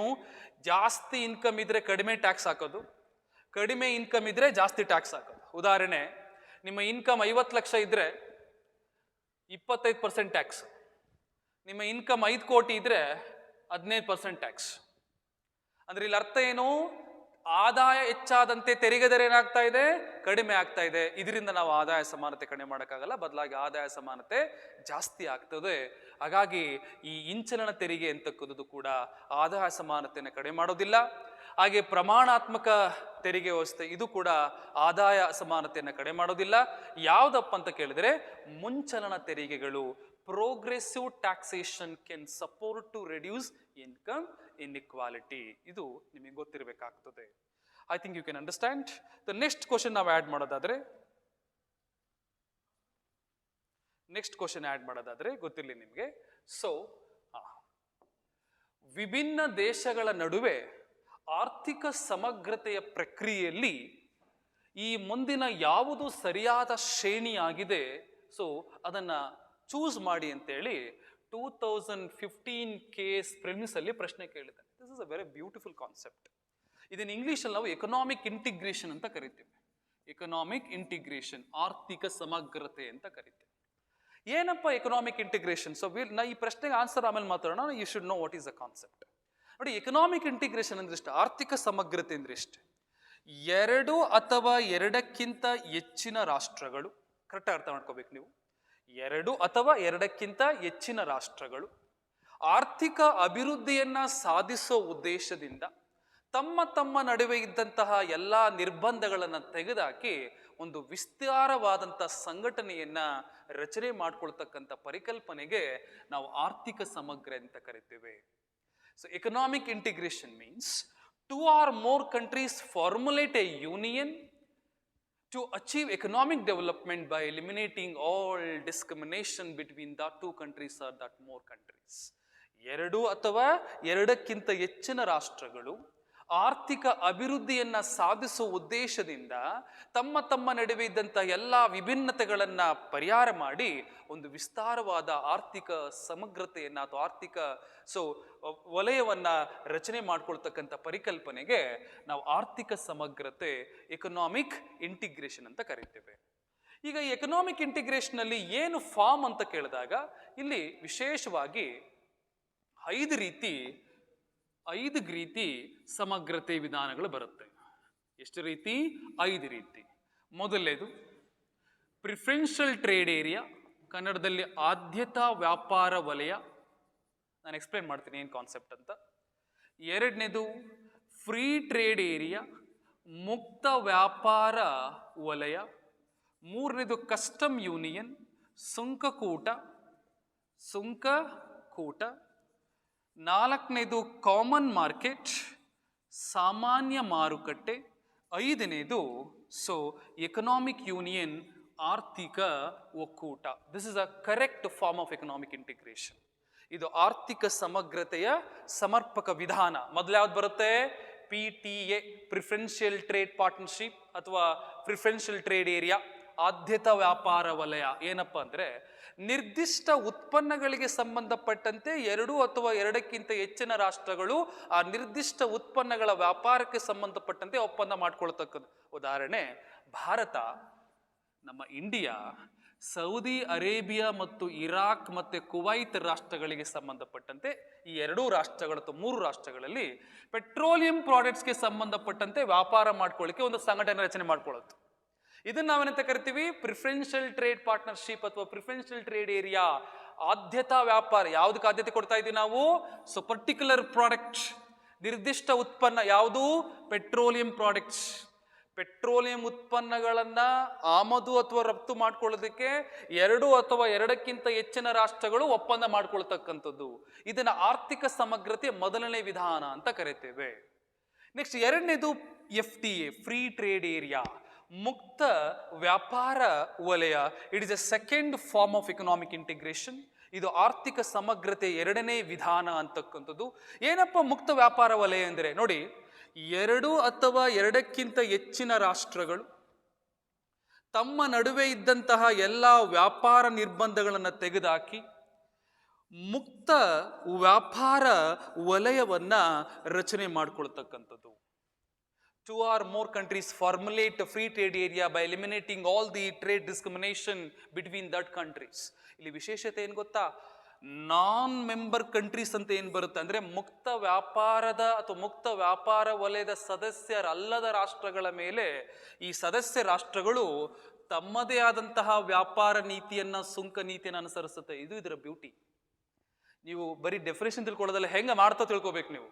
ಮುಕ್ತ ವ್ಯಾಪಾರ ವಲಯ, ಫ್ರೀ ಟ್ರೇಡ್ ಏರಿಯಾ ಹೆಂಗಿರುತ್ತೆ ನೋಡಿ?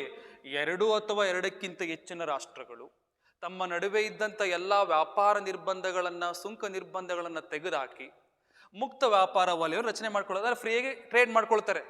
ಆದರೆ ನಾನ್ ಮೆಂಬರ್ ಕಂಟ್ರಿ ಅಂತ ಬರುತ್ತಲ್ಲ, ಅಂದ್ರೆ ಮುಕ್ತ ವ್ಯಾಪಾರ ವಲಯದ ಸದಸ್ಯರಲ್ಲದ ರಾಷ್ಟ್ರಗಳ ಮೇಲೆ ಈ ಸದಸ್ಯ ರಾಷ್ಟ್ರಗಳು ತಮ್ಮದೇ ಆದಂಥ ವ್ಯಾಪಾರ ನೀತಿಯನ್ನ, ತಮ್ಮದೇ ಆದಂಥ ಸುಂಕ ನೀತಿಯನ್ನ ಅನುಸರಿಸ್ತಕ್ಕಂಥ ರಾಷ್ಟ್ರಗಳು. ಉದಾಹರಣೆ ಕೊಡೋದಾದ್ರೆ ನೋಡಿ, ಹೆಂಗಿದೆ ಕಾನ್ಸೆಪ್ಟ್ ಇದು? ಬ್ರಿಕ್ಸ್ ಅಂತಕ್ಕಂಥದ್ದು ಒಂದು ಮುಕ್ತ ವ್ಯಾಪಾರ ಕೂಟ ಅಂತ ಅಂದ್ಕೊಳ್ಳೋಣ. ಉದಾಹರಣೆ, ಯಾವ್ಯಾವ ರಾಷ್ಟ್ರಗಳು? Brazil, Russia, India, China, South Africa. ಈ ಬ್ರಿಕ್ಸ್ ಅಂತಕ್ಕಂಥದ್ದು ಉದಾಹರಣೆ. BRICS is not a free trade area, ನಿಮ್ಗೆ ಅರ್ಥ ಆಗ್ಲಿ ಅಂತ ಹೇಳ್ತಾ ಇದ್ದೀನಿ. ಬ್ರಿಕ್ಸ್ ಅಂತಕ್ಕಂಥದ್ದು ಒಂದು ಮುಕ್ತ ವ್ಯಾಪಾರ ವಲಯ ಅಂದ್ಕೊಳ್ಳೋಣ.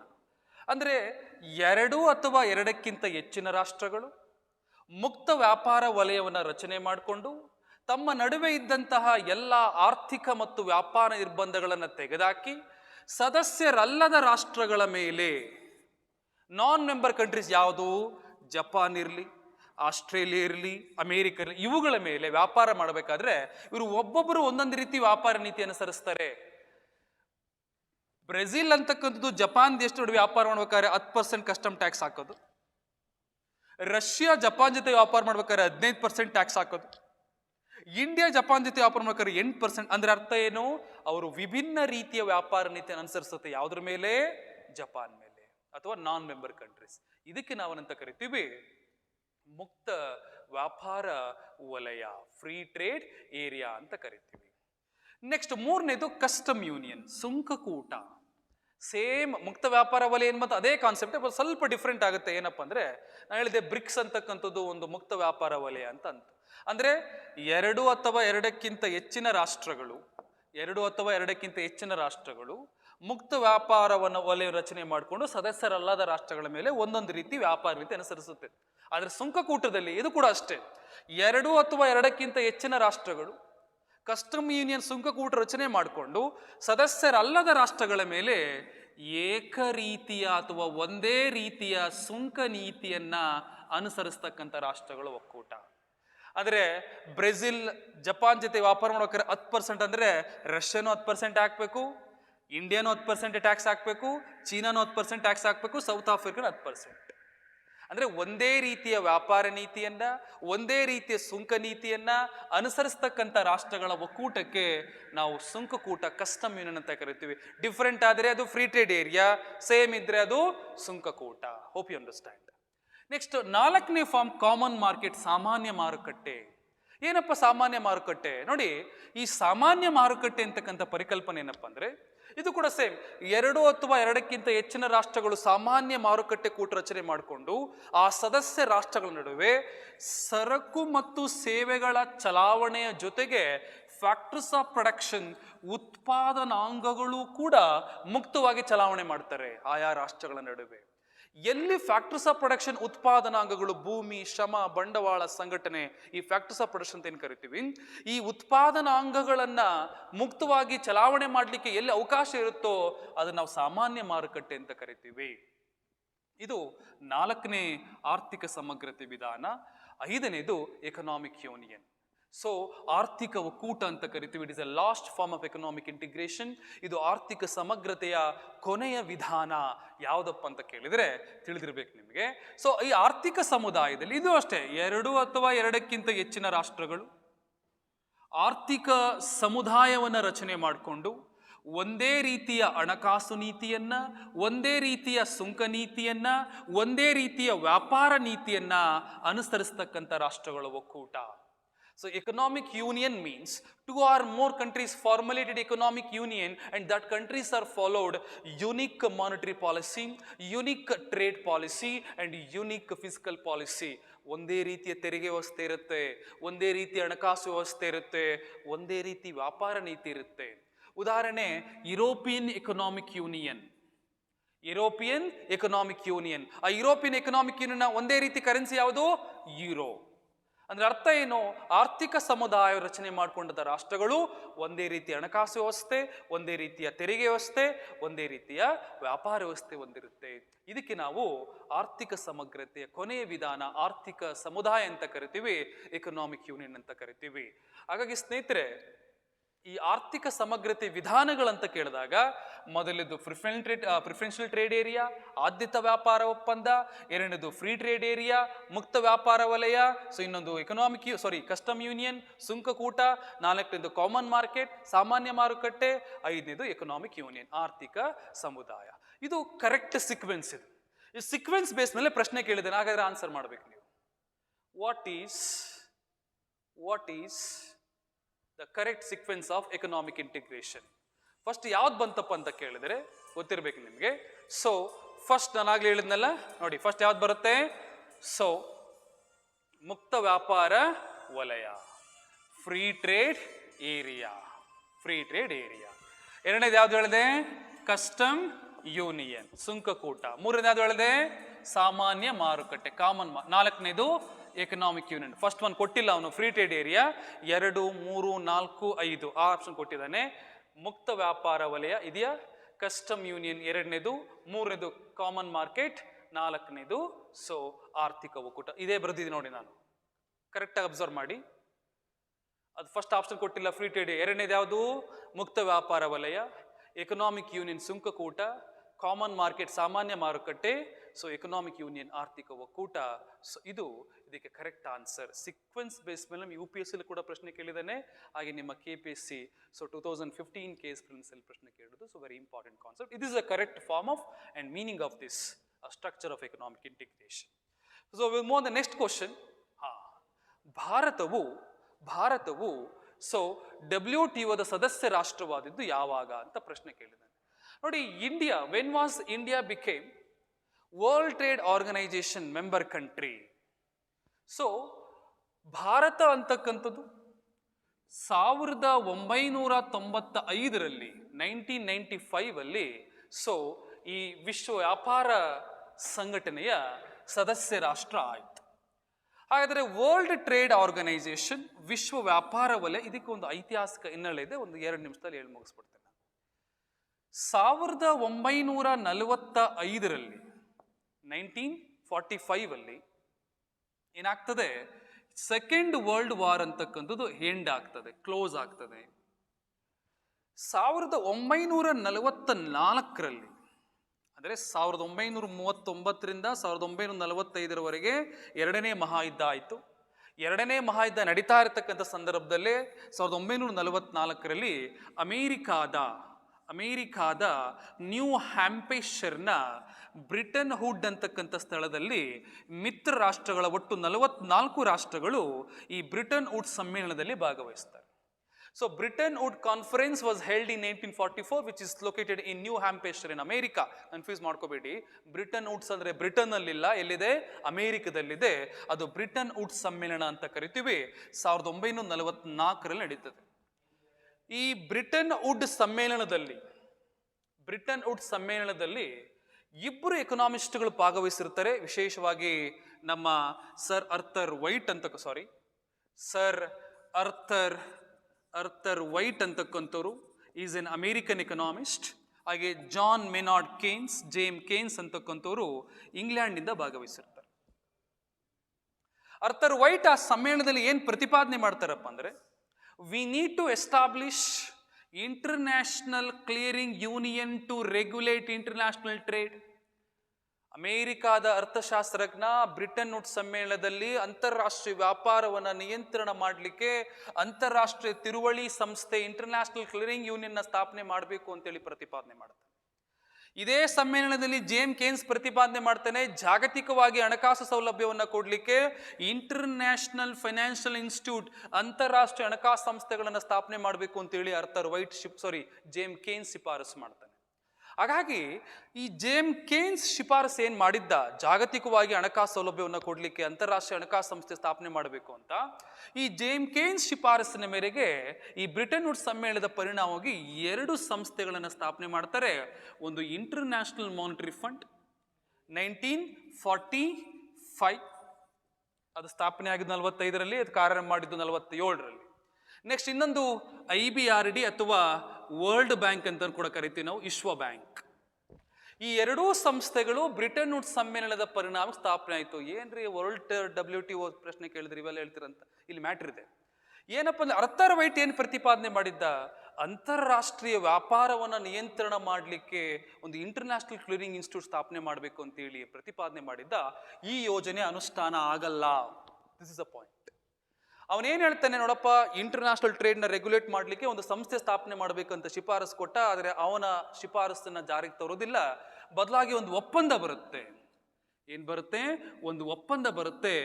1947-48, 47-48ರಲ್ಲಿ ಒಂದು ಒಪ್ಪಂದ ಆಗುತ್ತೆ. ಆ ಒಪ್ಪಂದಕ್ಕೆ ನಾವೇನಂತ ಕರಿತೀವಿ? ಗ್ಯಾಟ್ ಒಪ್ಪಂದ ಅಂತ ಕರಿತೀವಿ. General agreement trade on tariff. General agreement on trade and tariff. ಈ ಗ್ಯಾಟ್ ಒಪ್ಪಂದ ಅಂತಕ್ಕಂಥದ್ದು ಯಾಕೆ ಮಾಡ್ಕೊಳ್ತಾರಪ್ಪ ಅಂದ್ರೆ, ಅಂತಾರಾಷ್ಟ್ರೀಯ ವ್ಯಾಪಾರವನ್ನು ನಿಯಂತ್ರಣ ಮಾಡಲಿಕ್ಕೆ. ಈ ಗ್ಯಾಟ್ಗೆ ಸಂಬಂಧಪಟ್ಟಂತೆ ನೋಡಿ ಏನಾಗ್ತದೆ, ಅಂತಾರಾಷ್ಟ್ರೀಯ ವ್ಯಾಪಾರವನ್ನ ನಿಯಂತ್ರಣ ಮಾಡಲಿಕ್ಕೆ ಹಲವಾರು ಸುತ್ತಿನ ಮಾತುಕತೆಗಳಾಗತ್ತೆ ಗ್ಯಾಟ್ಗೆ ಸಂಬಂಧಪಟ್ಟಂತೆ. ಅದನ್ನು ನಾವು ಎಕನಾಮಿಕ್ಸ್ ನಲ್ಲಿ ಗ್ಯಾಟ್ ಟಾಕ್ಸ್ ರೌಂಡ್ ಅಂತ ಕರಿತೀವಿ. ಗ್ಯಾಟ್ನ ವ್ಯಾಪಾರ ನಿಯಂತ್ರಿತ ಸುತ್ತಿನ ಮಾತುಕತೆಗಳಂತ ಕರಿತೀವಿ. ಫಸ್ಟ್ ಜಿನಿವಾ ಸುತ್ತಿನ ಮಾತುಕತೆ ಆಗುತ್ತೆ. ಅದಾದ್ಮೇಲೆ ಅನೇಸಿ ಸುತ್ತಿನ ಮಾತುಕತೆ, ಅದಾದ್ಮೇಲೆ ಟೋಕಿಯೋ ಸುತ್ತಿನ ಮಾತುಕತೆ, ಹೀಗೆ ಹಲವಾರು ಸುತ್ತಿನ ಮಾತುಕತೆಗಳಾಗುತ್ತೆ 1948ರಿಂದ 1986ರವರೆಗೆ. ತದನಂತರ 1986ರಿಂದ 1994ರವರೆಗೆ, this is very important. So ನಮ್ಮ ಈ ಉರುಗ್ವೆ ದೇಶದ ಪಂತೆದಾಲ್ ಎಸ್ತಾ ಅಂತಕ್ಕಂಥ ಸ್ಥಳದಲ್ಲಿ ಗ್ಯಾಟ್ನ ಅಂತಿಮ ಸುತ್ತಿನ ಮಾತುಕತೆ ಆಗತ್ತೆ. ಆ ಗ್ಯಾಟ್ನ ಅಂತಿಮ ಸುತ್ತಿನ ಮಾತುಕತೆ ಅಥವಾ ಉರುಗ್ವೆ ಸುತ್ತಿನ ಮಾತುಕತೆಯಲ್ಲಿ ಅಂದಿನ ಗ್ಯಾಟ್ನ ನಿರ್ದೇಶಕರಾದಂತಹ ಅರ್ಥರ್ ಡೆಂಕಲ್ ಅವರು, ಹೆಸರು ಮರೆಯಬೇಡಿ, ಅರ್ಥರ್ ಡೆಂಕಲ್ ರವರು ಒಂದು ಪ್ರಪೋಸಲ್ ಕೊಡ್ತಾರೆ. ನಾವು ಒಪ್ಪಂದಕ್ಕೆ ಬದಲಾಗಿ, ಅಂದರೆ ಈ ಗ್ಯಾಟ್ಗೆ ಬದಲಾಗಿ ನಾವು ಅಂತಾರಾಷ್ಟ್ರೀಯ ವ್ಯಾಪಾರ ಸಂಸ್ಥೆಯನ್ನ ಸ್ಥಾಪನೆ ಮಾಡಬೇಕು, ವರ್ಲ್ಡ್ ಟ್ರೇಡ್ ಆರ್ಗನೈಸೇಷನ್ ಸ್ಥಾಪನೆ ಮಾಡಬೇಕು. ಅಂದ್ರೆ ಅಂತಾರಾಷ್ಟ್ರೀಯ ವ್ಯಾಪಾರ ಸಂಸ್ಥೆ ಮೂಲಕ ಅಂತಾರಾಷ್ಟ್ರೀಯ ವ್ಯಾಪಾರ ನಿಯಂತ್ರಣ ಮಾಡಬಹುದು ವಿನಃ ಬರೀ ಒಪ್ಪಂದದ ಮೂಲಕ ಅಂತಾರಾಷ್ಟ್ರೀಯ ವ್ಯಾಪಾರ ನಿಯಂತ್ರಣ ಮಾಡೋಕ್ಕಾಗಲ್ಲ ಅಂತ ಹೇಳಿ 483 ಪುಟಗಳ ರಿಪೋರ್ಟ್ ಕೊಡ್ತಾನೆ. ಹಾಗಾಗಿ ಈ ಗ್ಯಾಟ್ನ ಅಂತಿಮ ಸುತ್ತಿನ ಮಾತುಕತೆ ಅಥವಾ ಉರುಗ್ವೆ ಸುತ್ತಿನ ಮಾತುಕತೆ ಮತ್ತು ಅರ್ಥರ್ ಡೆಂಕಲ್ ಪ್ರಪೋಸಲ್ನ ಪರಿಣಾಮವಾಗಿ 1995 ಜನವರಿ 1ರಂದು ಗ್ಯಾಟ್ಗೆ ಬದಲಾಗಿ ವರ್ಲ್ಡ್ ಟ್ರೇಡ್ ಆರ್ಗನೈಸೇಷನ್, ವಿಶ್ವ ವ್ಯಾಪಾರ ಸಂಸ್ಥೆ ಪ್ರಾರಂಭ ಆಗ್ತದೆ. ಇಲ್ಲೂ ಕೂಡ ಪ್ರಶ್ನೆ ಕೇಳ್ತಾರೆ ನಿಮಗೆ, ಏನು WTO ಸ್ಥಾಪನೆಗೆ ಪ್ರಪೋಸಲ್ ಕೊಟ್ಟಂತಹ ಗ್ಯಾಟ್ ನ ನಿರ್ದೇಶಕ ಯಾರಂದ್ರೆ ಅರ್ಥರ್ ಡೆಂಕಲ್. ಆದ್ರೆ ಸ್ಥಾಪನೆ ಆದಂತ ಸಂದರ್ಭದಲ್ಲಿ ಗ್ಯಾಟ್ ನ ನಿರ್ದೇಶಕ ಯಾರಾಗಿದ್ರಪ್ಪ ಅಂದ್ರೆ ಸದರ್ನ್ ಲ್ಯಾಂಡ್ ಅಂತಕ್ಕಂಥವ್ನು, ಪೀಟರ್ ಸದರ್ನ್ ಲ್ಯಾಂಡ್ ಅಂತಕ್ಕಂಥ. ಇದು ಕೂಡ ಪ್ರಶ್ನೆ ಕೇಳಿದರೆ, who was the chairman of GATT when GATT became WTO? ಗ್ಯಾಟ್ಗೆ ಬದಲಾಗಿ ವರ್ಲ್ಡ್ ಟ್ರೇಡ್ ಆರ್ಗನೈಸೇಷನ್ ಸ್ಥಾಪನೆ ಆಯಿತು. ಆ ಸಂದರ್ಭದಲ್ಲಿ ಗ್ಯಾಟ್ ನ ನಿರ್ದೇಶಕ ಡೈರೆಕ್ಟರ್ ಯಾರಂತ ಕೇಳಿದ್ರೆ ಪೀಟರ್ ಸದರ್ಲ್ಯಾಂಡ್. ಆದರೆ ಪ್ರಪೋಸಲ್ ಕೊಟ್ಟಿದ್ದು ಯಾರು? ಅರ್ಥರ್ ಡೆಂಕಲ್. 95 ಜನವರಿ 1ರಂದು ಗ್ಯಾಟ್ಗೆ ಬದಲಾಗಿ ವಿಶ್ವ ವ್ಯಾಪಾರ ಸಂಸ್ಥೆ ಪ್ರಾರಂಭ ಆಗುತ್ತೆ. ಆ ಸಂದರ್ಭದಲ್ಲೇ ಭಾರತ, so it is a founding member of World Trade Organization, ವಿಶ್ವ ವ್ಯಾಪಾರ ಸಂಸ್ಥೆಯ ಸಂಸ್ಥಾಪಕ ಸದಸ್ಯ ರಾಷ್ಟ್ರ ಅಂತ ಕರಿತೀವಿ. ಆ ಸಂಸ್ಥಾಪನೆಯನ್ನ ಅಂದರೆ ಭಾರತ ಏನಾಗುತ್ತೆ ಈ ಒಂದು 95ರಲ್ಲಿ ವಿಶ್ವ ವ್ಯಾಪಾರ ಸಂಸ್ಥೆಯ ಸದಸ್ಯತ್ವ ಪಡುತ್ತೆ ಅಂತಕ್ಕಂಥದ್ದು. ಕ್ಲಿಯರ್? ಎಸ್, ಥ್ಯಾಂಕ್ ಯು ಸ್ನೇಹಿತರೆ. ಸೊ ಇವತ್ತು ನಾವು ಇಷ್ಟು ವಿಚಾರಗಳನ್ನ ಅರ್ಥಶಾಸ್ತ್ರಕ್ಕೆ ಸಂಬಂಧಪಟ್ಟು ತಿಳ್ಕೊಂಡಿದ್ದೇವೆ. ಇದನ್ನ ನಾವು ಮುಂದುವರಿಸ್ತೇವೆ ಹೀಗೆ. So thank you very much.